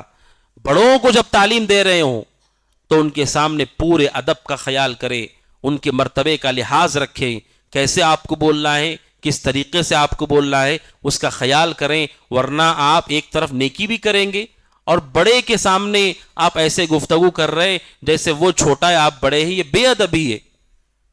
بے ادبی کا تعلق دین اسلام کی تعلیمات سے اس کا تعلق نہیں ہے، ادب کے ساتھ. اسی لیے اس کتاب کی شرح کرنے والوں میں جو شرح میرے سامنے، انہوں نے ایک واقعہ نقل کیا ہے حضرت حسن اور حضرت حسین رضی اللہ تعالیٰ عنہما کا، کہ وہ دونوں چھوٹے عمر میں ہی تھے. انہوں نے ایک بزرگ آدمی کو دیکھا جو وضو کر رہا ہے، لیکن وضو ٹھیک طریقے سے نہیں کر رہا ہے. وضو ٹھیک طریقے سے نہیں کر رہا ہے. یہی مسئلہ ہے، بچے ہیں وہ اور بڑے آدمی کو دیکھ رہے ہیں وضو ٹھیک نہیں کر رہا ہے. اب ان دونوں نے کیا کیا، حضرت حسن اور حضرت حسین نے، چونکہ نبوت کے گھرانے سے ان کا تعلق ہے، صحابہ میں سے ہیں، آل بیت میں سے ہیں رضی اللہ تعالیٰ عنہم، دونوں آئے اس بوڑھے آدمی کے پاس اور کہا چچا میرے اور میرے بھائی کے درمیان اختلاف ہو گیا ہے کہ ہم دونوں میں سب سے اچھا وضو کون کرتا ہے. ہم آپ کو حکم بنانا چاہتے، آپ فیصلہ کیجئے، آپ بتائیے میں اور میرے بھائی میں سب سے اچھا وضو کون کر رہا ہے. اور پھر دونوں نے، حضرت حسن نے اور حضرت حسین نے، اس بوڑھے آدمی کے سامنے وضو کیا. جب وضو کر کے فارغ ہوئے تو دونوں نے پوچھا چچا آپ بتائیے کیا میرا وضو اچھا تھا یا میرے بھائی کا وضو اچھا تھا؟ اس آدمی نے کہا تم دونوں کا اچھا تھا، میرا غلط تھا. اور برکت کی دعا دی اور وہ پہچان گیا کہ حضرت علی کے بچے. تو یہ ادب، اس ادب کو سامنے رکھ کر کے بڑوں کے ساتھ آدمی کو تعامل کرنا چاہیے. ہو سکتا ہے ہمارے پاس علم زیادہ ہو، لیکن شریعت کہتی ہے 3 آداب ہیں جو بڑے اہم ہیں، اور رسول اکرم صلی اللہ علیہ وسلم نے ایک ہی حدیث میں بیان کیے. 3 آداب ہیں. اللہ کے نبی نے فرمایا لیس منا من لم یرحم صغیرنا، آپ نے کہا وہ ہم میں سے نہیں جو ہمارے چھوٹوں پر رحم نہیں کرتا ہے. سماج میں 3 ہی قسم کے لوگ ہو سکتے ہیں، یا تو آپ سے چھوٹے ہوں گے، حدیث کہتی ہے چھوٹوں پر رحم کرو، ولم یوقر کبیرنا، اور وہ ہم میں سے نہیں جو ہم اپنے سے بڑوں کا احترام نہ کرتا ہو، اپنے سے بڑے لوگوں کا احترام نہ کرتا ہو۔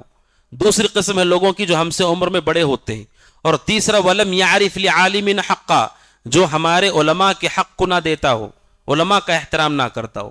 سماج میں بس تین ہی قسم کے لوگ ہوتے ہیں، یا تو آپ سے بڑے ہوں گے، چاہے آپ کے ماں باپ، چچا ہوں، رشتہ دار کوئی بھی ہو، شریعت کہتی ہے ان کا احترام کرو، اور اگر چھوٹے ہیں، جو بھی چھوٹے ہیں آپ سے، ان پہ شفقت کرو اور اپنے علماء کا احترام کرو۔ یہ تین آداب ہیں جو پورے سماج کو درست کرنے والے ہیں۔ یہ نہیں کہا رسول نے چھوٹا آدمی تمہارا بھائی ہے تو اس پر رحم کرو، دوسرا مسلمان کا بچہ ہے اس پر رحم نہ کرو، تمہارے گھر کے بڑے ہیں تو ان کا احترام کرو، دوسروں کے بڑوں کا احترام۔ آپ نے کہا نہیں، جو بھی تم سے بڑے ہیں عمر میں ان کا احترام کرو، جو چھوٹے ہیں ان پر شفقت کرو، اور جو علماء ہیں ان کا احترام کرو۔ اس ایک حدیث پہ پیر رسول نے پورے سماج کے اندر کیسے ادب کے ساتھ مومن کو رہنا چاہیے بتا دیا ہے۔ لہٰذا اپنے سے بڑوں کو تعلیم دیتے ہوئے اس ادب کا خیال کرنا چاہیے، اسلوب بہتر ہونا چاہیے، انداز بیاں بہتر ہونا چاہیے۔ ایک اہم بات ہے جو اہل علم اس حدیث کی، اس کتاب کی شرح کرتے ہوئے نقل کیا ہے۔ اس کے بعد آخر میں جیسے میں نے کہا ایک سورت جس کی تفسیر مجھے آپ کے سامنے مختصر کرنی ہے وہ سورۃ الفاتحہ، جو شیخ بن باز رحمۃ اللہ علیہ نے بھی بیان کیا ہے۔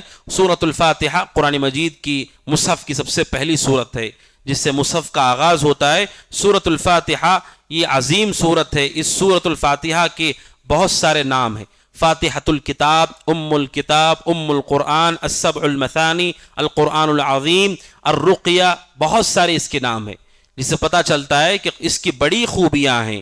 اور یہ سورت ایسی سورت ہے جس کے بارے میں رسول اکرم صلی اللہ علیہ وسلم نے فرمایا قرآن مجید کی سب سے عظیم سورت یہی ہے۔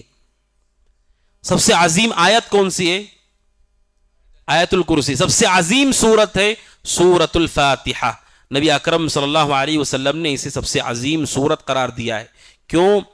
اللہ تبارک و تعالیٰ کا پورا قرآن ہی عظیم ہے، لیکن خود رسول نے ہی پورے قرآن میں سے چند مقامات کو عظمت والا زیادہ قرار دیا ہے اس کی اہمیت کے پیش نظر۔ اس سورہ فاتحہ کے بارے میں اہل علم نے کہا پوری شریعت کا خلاصہ اس کے اندر ہے۔ اگر کوئی آدمی سورہ فاتحہ کی تفصیل کرے گا پورا دین بن جائے گا وہ، اور اسی لیے ابتدا میں اس کو رکھا گیا ہے۔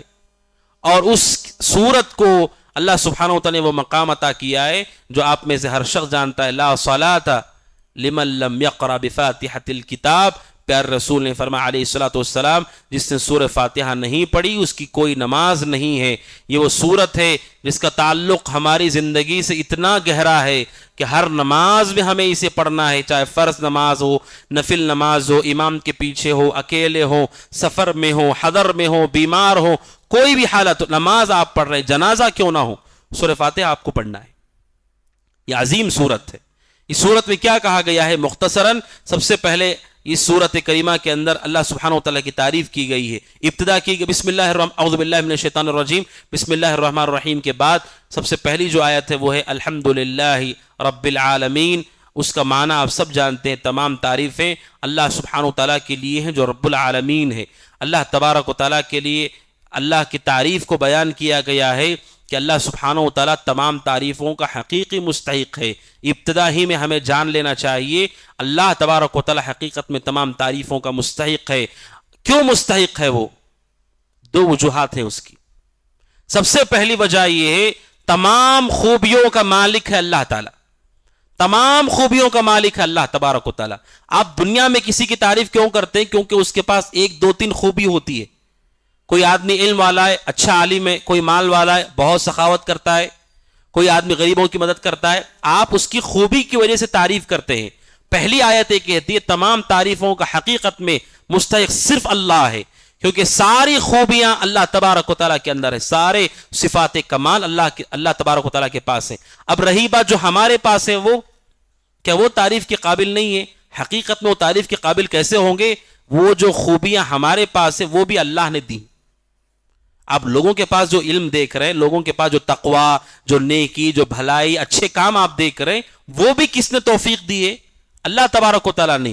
تو تمام تعریفوں کا مستحق وہی ہے کیونکہ تمام خوبیوں کا مالک اللہ تبارک و تعالیٰ ہے۔ اسی وجہ سے اہل علم نے ایک اہم بات کہی ہے، وہ یہ ہے کہ مومن کو چاہیے ہر اچھی چیز دیکھ کر کے وہ اللہ تبارک و تعالیٰ کی ذات کی عظمت کو پہچانے، کوئی بھی اچھی چیز، آپ پہاڑ کو آپ دیکھیے اور یاد کیجیے اللہ تبارک و تعالیٰ کو. افلا ينظرون الى الابل كيف خلقت، کیا یہ لوگ نہیں دیکھتے اونٹ کو کیسے بنایا ہے؟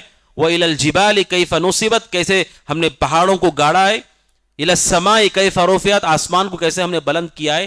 مخلوقات کو دیکھو، اللہ کی عظمت کو یاد کرو. آپ کسی نیک آدمی کو آپ دیکھتے ہیں، آپ سوچئے کہ اللہ تبارک و تعالیٰ نے اسے توفیق دی ہے، وہ کتنا انصاف پسند ہوگا، وہ کیسے خیر والا ہوگا، جسے ہم کہتے ہیں اے اللہ سارا خیر تیرے ہی پاس سے. کوئی بھی خوبی آپ دیکھو، لوگ حاتم طائی کی تعریف کرتے ہیں، بڑا سخی آدمی ہے. اس حاتم طائی کو پیدا کرنے والا اللہ ہے. کتنے ایسے لوگوں کو پیدا کر چکا ہے وہ، سوچو وہ کتنی سخاوت کرنے والا ہے. الحمدللہ رب العالمین، اللہ کے لیے تمام تعریفیں ہیں.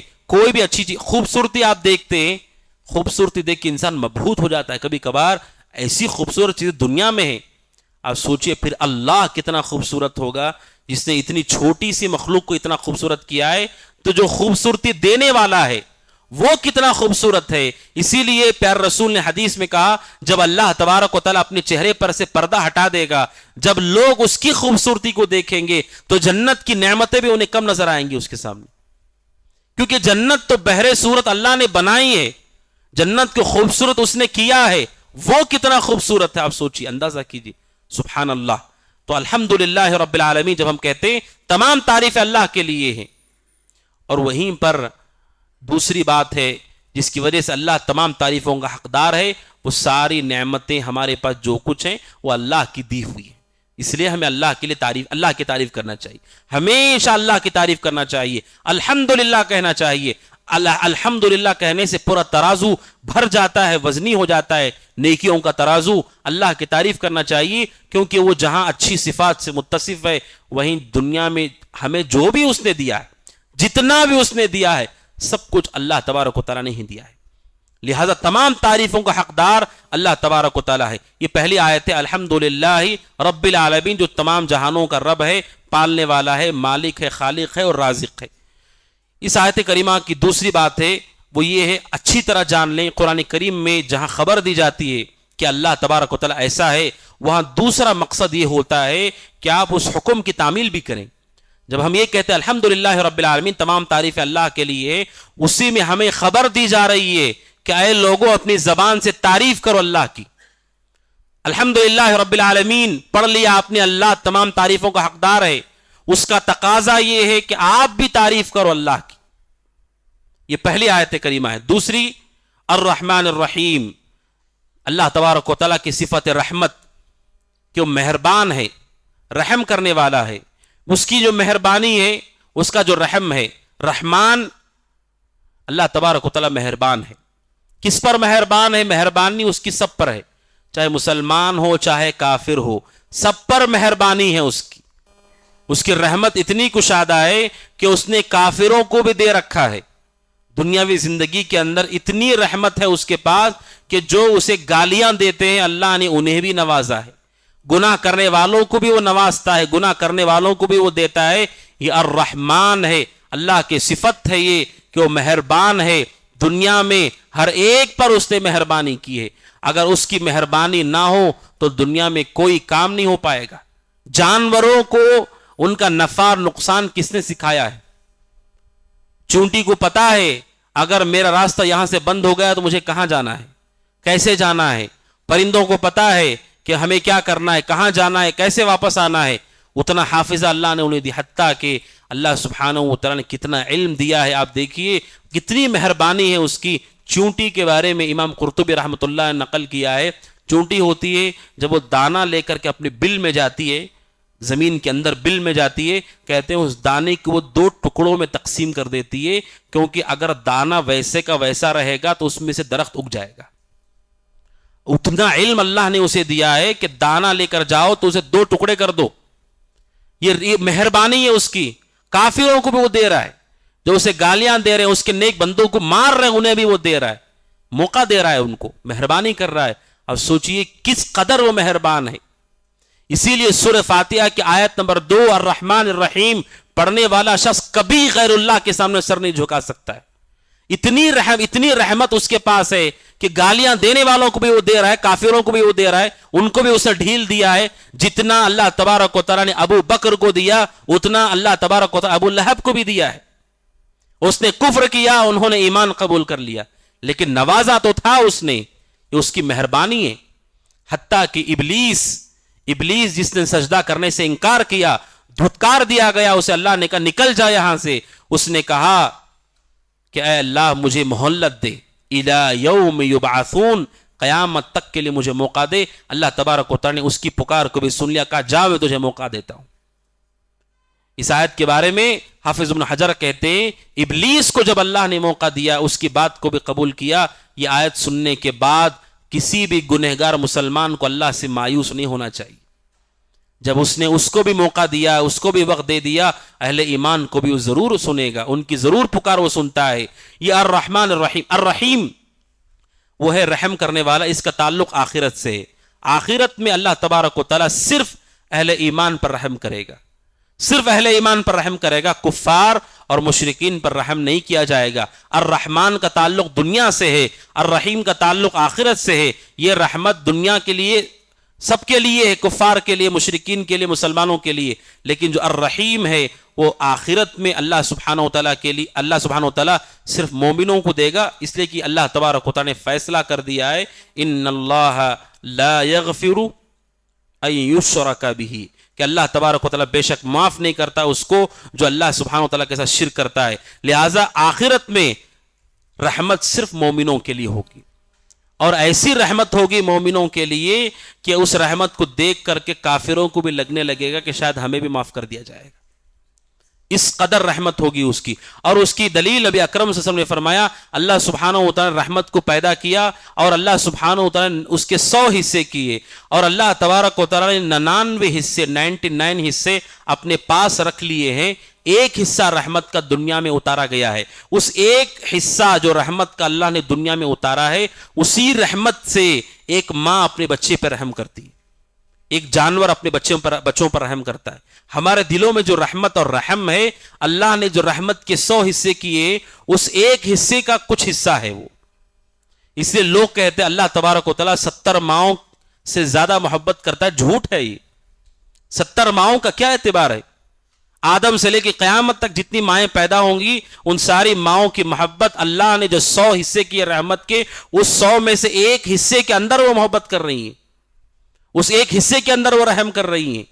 तो बाकी 99 अल्लाह के पास है। उसकी रहमत का समंदर कितना वसी है, कोई उसका अंदाजा नहीं कर सकता। ये झूठ है जो लोग कहते हैं 70 माओं से ज्यादा मोहब्बत करता है। 70 माएँ नहीं, 70 करोड़ माएँ भी हों, अल्लाह तबारक व तआला की रहमत के मुकाबले में कुछ नहीं है, क्योंकि 99 हिस्से तो वहां है। एक शेर भी जो चीर फाड़ करके इंसानों को, जानवरों को खा जाता है, जब उसे बच्चे होते हैं उन बच्चों को चाट करके अपने करीब करके सुलाता है, उसके अंदर किसने रहम डाला है? वो उसी एक हिस्से के अंदर उसे भी रहम मिला है। तो 99 हिस्से अल्लाह तबारक व तआला के पास हैं। अर्रहमान अर्रहीम, ये दूसरी आयत करीमा, अल्लाह रहमत वाला है। उस रहमत का तकाजा ये है अल्लाह के अलावा किसी भी वली, किसी भी शख्स, किसी भी अल्लाह के अलावा किसी भी जात के बारे में ये मत सोचिए कि वो हमें बचा सकते हैं, हम पर रहम कर सकते हैं, हमें मुसीबत से निकाल सकते हैं। अल्लाह से बढ़कर कोई मेहरबान नहीं है, कोई मेहरबान। जितने दुनिया में औलिया अंबिया गुजरे, 100 में से एक जो रहमत उतारी, वही एक रहमत का हिस्सा उनको मिला है। 99 तो उसके पास है, उससे बढ़कर कौन रहम करेगा? लिहाजा अल्लाह के अलावा किसी से इंसान को उम्मीद नहीं लगाना चाहिए, अल्लाह की रहमत से उम्मीद रखना चाहिए। और तीसरी बात है वो ये है मालिक यौमिद्दीन, अल्लाह तबारक व तआला, तीसरी आयत है मालिक यौमिद्दीन, अल्लाह तबारक व तआला क़यामत के दिन का मालिक है, क़यामत के दिन का मालिक है। अल्लाह सुब्हानहु व तआला ने पहले अपनी तारीफ, अपनी रहमत का तज़किरा किया, फिर आखिरत का तज़किरा किया। इस जहान के बाद आखिरत का जहान है और उसका मालिक सिर्फ अल्लाह है। इस आखिरत के दिन को याद करने के लिए हमें कहा गया है। जैसे इससे पहले मैंने कहा क़यामत के दिन का मालिक अल्लाह है। जब भी आप नमाज में पढ़ते हैं मालिक यौमिद्दीन, याद कीजिए आखिरत को और याद कीजिए कि हमें कल अल्लाह के सामने खड़े होना है। आज दुनिया में हो सकता है हमारे पास सहारे हों, हमारे पास लोग हों, हमारे पास ताकत हो, लेकिन कल क़यामत के दिन अल्लाह के सामने जब खड़े होंगे, हमारे और अल्लाह के बीच में कोई नहीं होगा, कोई नहीं होगा। इंसान होगा और उसका अमल होगा। मालिक यौमिद्दीन, قیامت کے دن کا مالک اللہ تبارک و تعالیٰ ہے۔ اور اس کے بعد ایاک نعبد و ایاک نستعین، اے اللہ ہم تیری ہی عبادت کرتے ہیں، تجھ سے ہی مدد طلب کرتے ہیں۔ اس آیت کے بارے میں اہل علم نے کہا پورے دین کا خلاصہ یہ آیت ہے۔ سورہ فاتحہ میں بھی یہ جو آیت ہے ایاک نعبد و ایاک نستعین، پورے دین کا خلاصہ ہے۔ یہ کیا مطلب ہے اس کا؟ ایاک نعبد، اے اللہ ہم تیری ہی عبادت کرتے ہیں، تیری ہی عبادت کرتے ہیں۔ کلمہ توحید لا الہ الا اللہ ہے۔ کلمہ توحید لا الہ الا اللہ کا معنی مختصر لفظ میں بتایا گیا، ایاک نعبد، اے اللہ تیری ہی عبادت کرتے۔ ایاک کا مطلب ہوتا ہے تیری ہی، پہلے لایا گیا ہے، ایسا نہیں کہا گیا ہم عبادت کرتے تیری ہی، نہیں، تیری ہی عبادت کرتے، پہلے ایاک رکھا گیا، یعنی تیرے علاوہ ہم کسی کی پرستش نہیں کرتے۔ اور کہا وَإِيَّاكَ نَسْتَعِينُ، اور مدد بھی تجھ سے طلب کرتے ہیں، کیونکہ خاص عبادت کا حصہ ہے مدد طلب کرنا، اور سب سے زیادہ شرک اللہ کے ساتھ ہوتا ہے مدد طلب کرنے میں۔ لوگ غیروں کے سامنے سجدہ کم کرتے ہیں، سب سے زیادہ شرک ہوتا ہے مدد حاصل کرنے کے لیے۔ اللہ کو چھوڑ کر کسی کو بھی آپ پکاریں، ایاک نستعین، اے اللہ ہم تیری ہی، تجھ سے ہی مدد طلب کرتے ہیں۔ دوسرا اس کا معنی یہ ہوگا ایاک نستعین، اے اللہ تیری مدد کے بغیر ہم کوئی نیکی نہیں کر سکتے۔ اس میں انسان اپنے عاجزی کا بھی اظہار کرتا ہے، اللہ کے رب ہونے، معبود ہونے کا اعتراف کرتا ہے، اور اپنے عاجز ہونے کا اعتراف کرتا ہے۔ اللہ تجھ سے ہی مدد طلب کرتے ہیں۔ کس چیز کے لیے؟ 2 رکعت نماز پڑھنے کے لیے بھی اللہ مدد نہیں کرے گا تو نہیں کر سکتے۔ 5 روپے بھی دینا اور نکال کر اللہ مدد نہیں کرے گا تو آپ نہیں دے سکتے۔ ایاک نستعین، ہم اللہ سے کہتے ہیں اللہ ہم تجھ سے ہی مدد طلب کرتے ہیں، یعنی اپنی عاجزی اور اللہ تبارک و تعالیٰ کی عظمت کا اعتراف کرتے ہیں۔ پھر آگے اہم بات ہے، اور اسی بات کو آخر سورت تک کنٹینیو کیا گیا ہے، اہدنا الصراط المستقیم، اے اللہ صراط مستقیم کی رہنمائی فرما۔ صراط مستقیم علماء نے کہا اس آیت میں رسول کی نبوت کو بتایا گیا ہے، اگرچہ کہ رسول کا نام لکھا ہوا نہیں ہے۔ اہدنا الصراط المستقیم، صراط مستقیم رسول کے بغیر نہیں ہے۔ اس صورت میں رسول کے بارے میں اس آیت میں بتایا گیا ہے، اے اللہ تو ہمیں صحیح راستے کی رہنمائی فرما۔ کون سا راستہ؟ وہ جو رسول نے بتایا، قل هذه سبیلی ادعو الی اللہ علی بصیرۃ انا ومن اتبعنی، یہ میرا راستہ ہے، میں اللہ کی طرف لوگوں کو بلاتا ہوں۔ رسول کا راستہ یہی صراط مستقیم ہے۔ اسی لیے عبداللہ بن مسعود کہتے رضی اللہ عنہ، اللہ کے نبی نے ایک سیدھی لکیر ڈالی اور دائیں بائیں آپ نے دوسری لکیریں کھینچی، لکڑی کے ذریعے سے صحابہ کو آپ نے سمجھایا، زمین پر لکیر ڈال کر کے آپ نے کہا یہ میرا سیدھا راستہ ہے، اور یہ جو راستے ہیں ان راستوں پر شیطان ہیں جو تمہیں اپنی طرف بلا رہے ہیں۔ اہدنا الصراط المستقیم، اے اللہ صراط مستقیم کی رہنمائی فرما۔ اللہ سے ہدایت کی دعا کرتا ہے مومن، اے اللہ تو ہمیں ہدایت دے، اور ہدایت بھی کس چیز کی دے؟ صراط مستقیم کی دے۔ ہدایت کا معنی ہے راستہ بتانا، ہدایت کافی نہیں ہے۔ ہدایت پانے کے بعد کوئی آدمی جائے اور بدعت کے راستے میں خوب محنت کرے، بدعتیوں کے راستے میں جائے اور خوب خدمت کرے ان کی۔ اہدنا، ہمیں رہنمائی فرما، کس چیز کی؟ الصراط المستقیم، پوری خدمت، پوری عبادت صرف صراط مستقیم پر ہو، صراط مستقیم کے لیے ہو، بس اس کے علاوہ کسی اور راستے پر ہمیں نہ لے جا۔ اسی لیے اس آیت کریمہ کے بارے میں علماء نے کہا اس آیت میں ساری بدعتوں کا رد کیا گیا ہے، ساری بدعتوں کا رد ہے اس آیت میں۔ اللہ سے ہم کہتے ہیں اللہ جو سیدھا راستہ ہے وہی ہم کو بتا، لوگ کر رہے ہیں، خاندان والے کر رہے، ہمارے عالم نے کیا، ہمارے مفتی نے کیا، ہمارے مسلک نے کیا، نہیں، سو سیدھا راستہ ہے، صرف وہی ہم کو بتا۔ یعنی ساری بدعتوں سے مومن منہ موڑ لیتا ہے اور اللہ سے کہتا ہے صحیح راستہ ہم کو بتا۔ پھر آگے کیا کہتا ہے، کون سا راستہ؟ اور وضاحت اللہ سبحانہ و تعالیٰ نے ہمیں سکھائی، صراط الذین انعمت علیہم، وہ سیدھا راستہ جن پر تیرا انعام ہوا ہے۔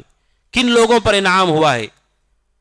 وَمَن يُطِعِ اللَّهَ وَالرَّسُولَ فَأُولَٰئِكَ مَعَ الَّذِينَ أَنْعَمَ اللَّهُ عَلَيْهِمْ مِنَ النَّبِيِّينَ وَالصِّدِّيقِينَ وَالشُّهَدَاءِ وَالصَّالِحِينَ، یہ 4 لوگ ہیں، ان کا راستہ صراط مستقیم ہے، یہ انعام یافتہ لوگ ہیں۔ اللہ سے ہم کہتے ہیں صراط الذین انعمت علیہم، ان کا راستہ جن پر تیرا انعام ہوا ہے۔ کن پر انعام ہوا ہے؟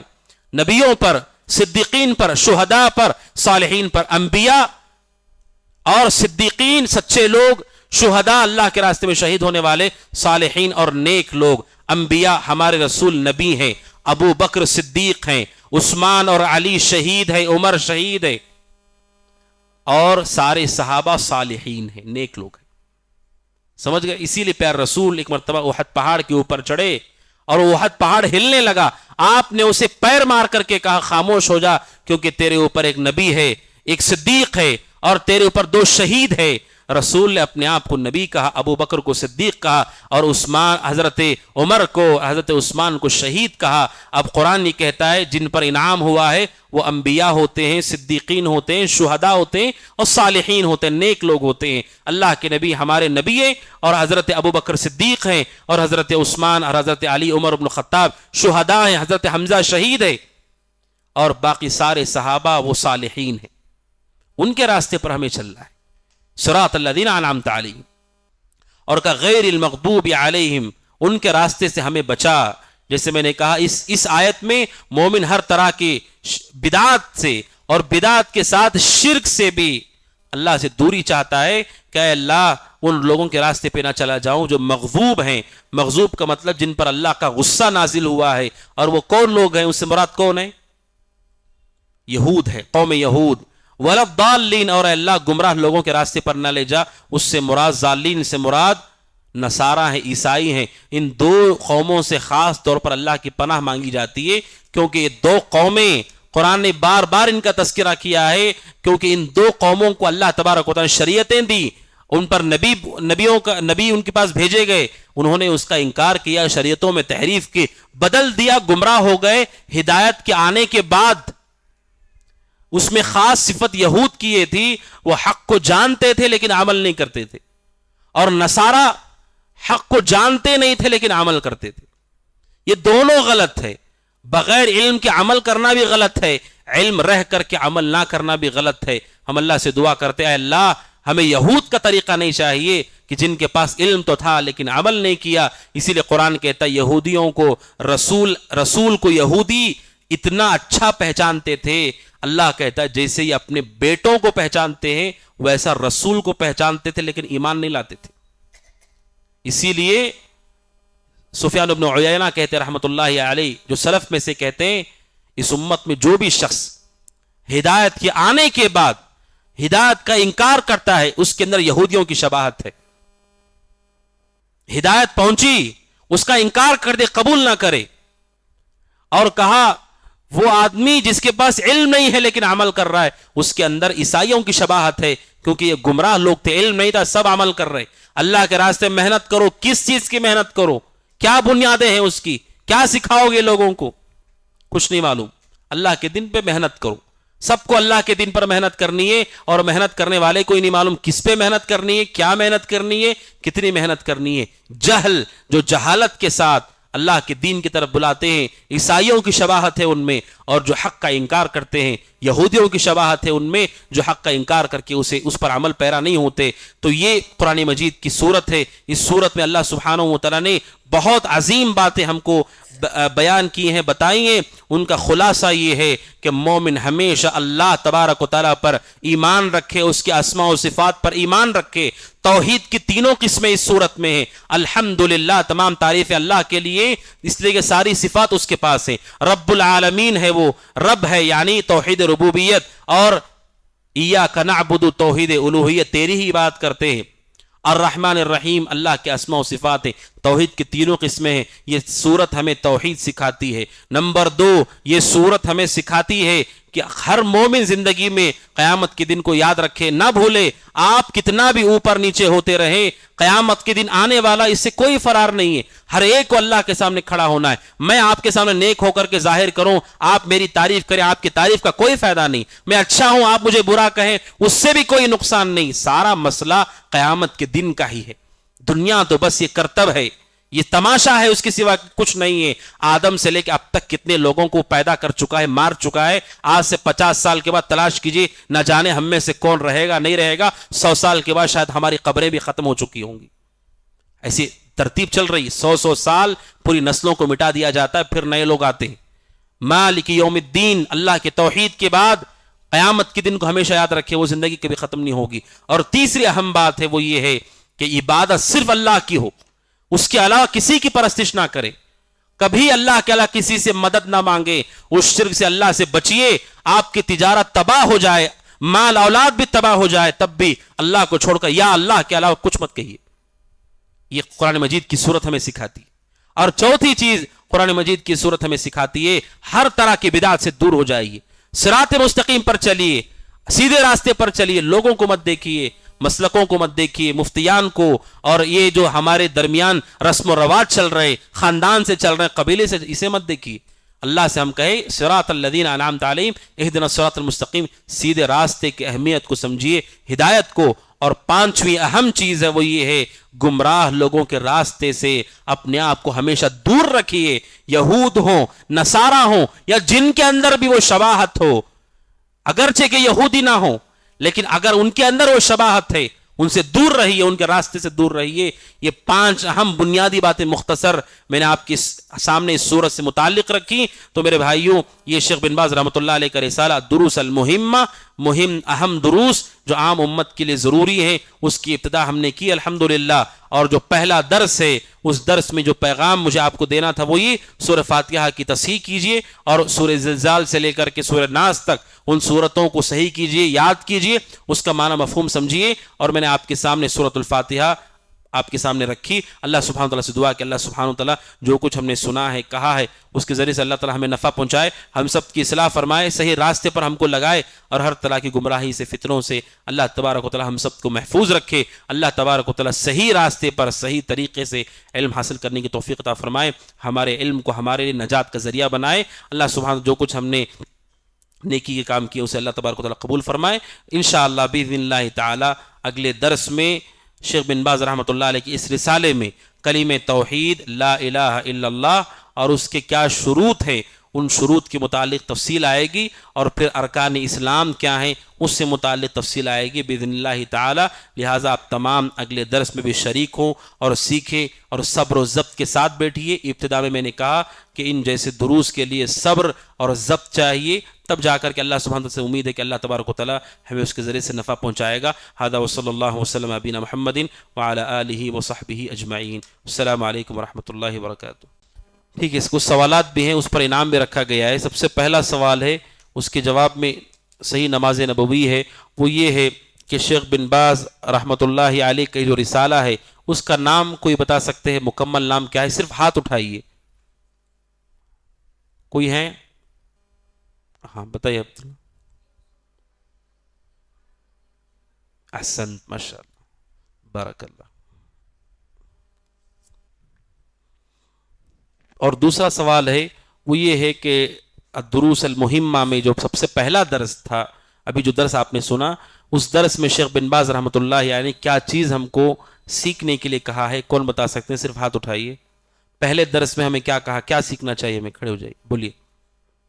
سورہ فاتحہ, اور ساتھ میں سورہ زلزال سے لے کر سورۃ الناس تک. حسن, ماشاء اللہ, بارک اللہ فیک. اور تیسرا سوال ہے کہ اللہ سبحانہ و تعالیٰ نے سورہ فاتحہ میں جو ہمیں پیغام دیا ہے, اس میں پیغام تو بہت زیادہ ہے. میں نے کہا پورے دین کا خلاصہ سورہ فاتحہ ہے, آپ تفصیل کریں گے تو پوری شریعت بن جائے گی وہ, لیکن مختصر 5 باتیں میں نے آپ کے سامنے رکھی. کون ہے جو 3 باتیں بتا سکتا ہے 5 میں سے؟ ہو سکتا ہے اسے 2 انعام بھی دے دیا جائے, اس لیے کہ شاید ہو سکتا ہے 5 چیزیں مشکل ہوں. 5 میں سے 3 چیزیں بتائیں کوئی. سورہ فاتحہ میں ہمیں کیا سکھایا گیا ہے, کیا چیزیں ہیں معلوم کرنا چاہیے؟ جی, اللہ سبحانہ تعالیٰ کی توحید. نمبر 2, قیامت کے دن کا استحضار. نمبر 3, صرف اللہ سبحانہ تعالیٰ کی بات. احسنتم, آپ کے لیے انعام ہے. جی, بارک اللہ فیکم. ھذا وصلی اللہ وسلم علی نبینا محمد وعلی آلہ وصحبہ اجمعین. السلام علیکم ورحمۃ اللہ وبرکاتہ. فاعلم أنه لا إله إلا الله واستغفر لذنبك وللمؤمنين والمؤمنات والله يعلم متقلبكم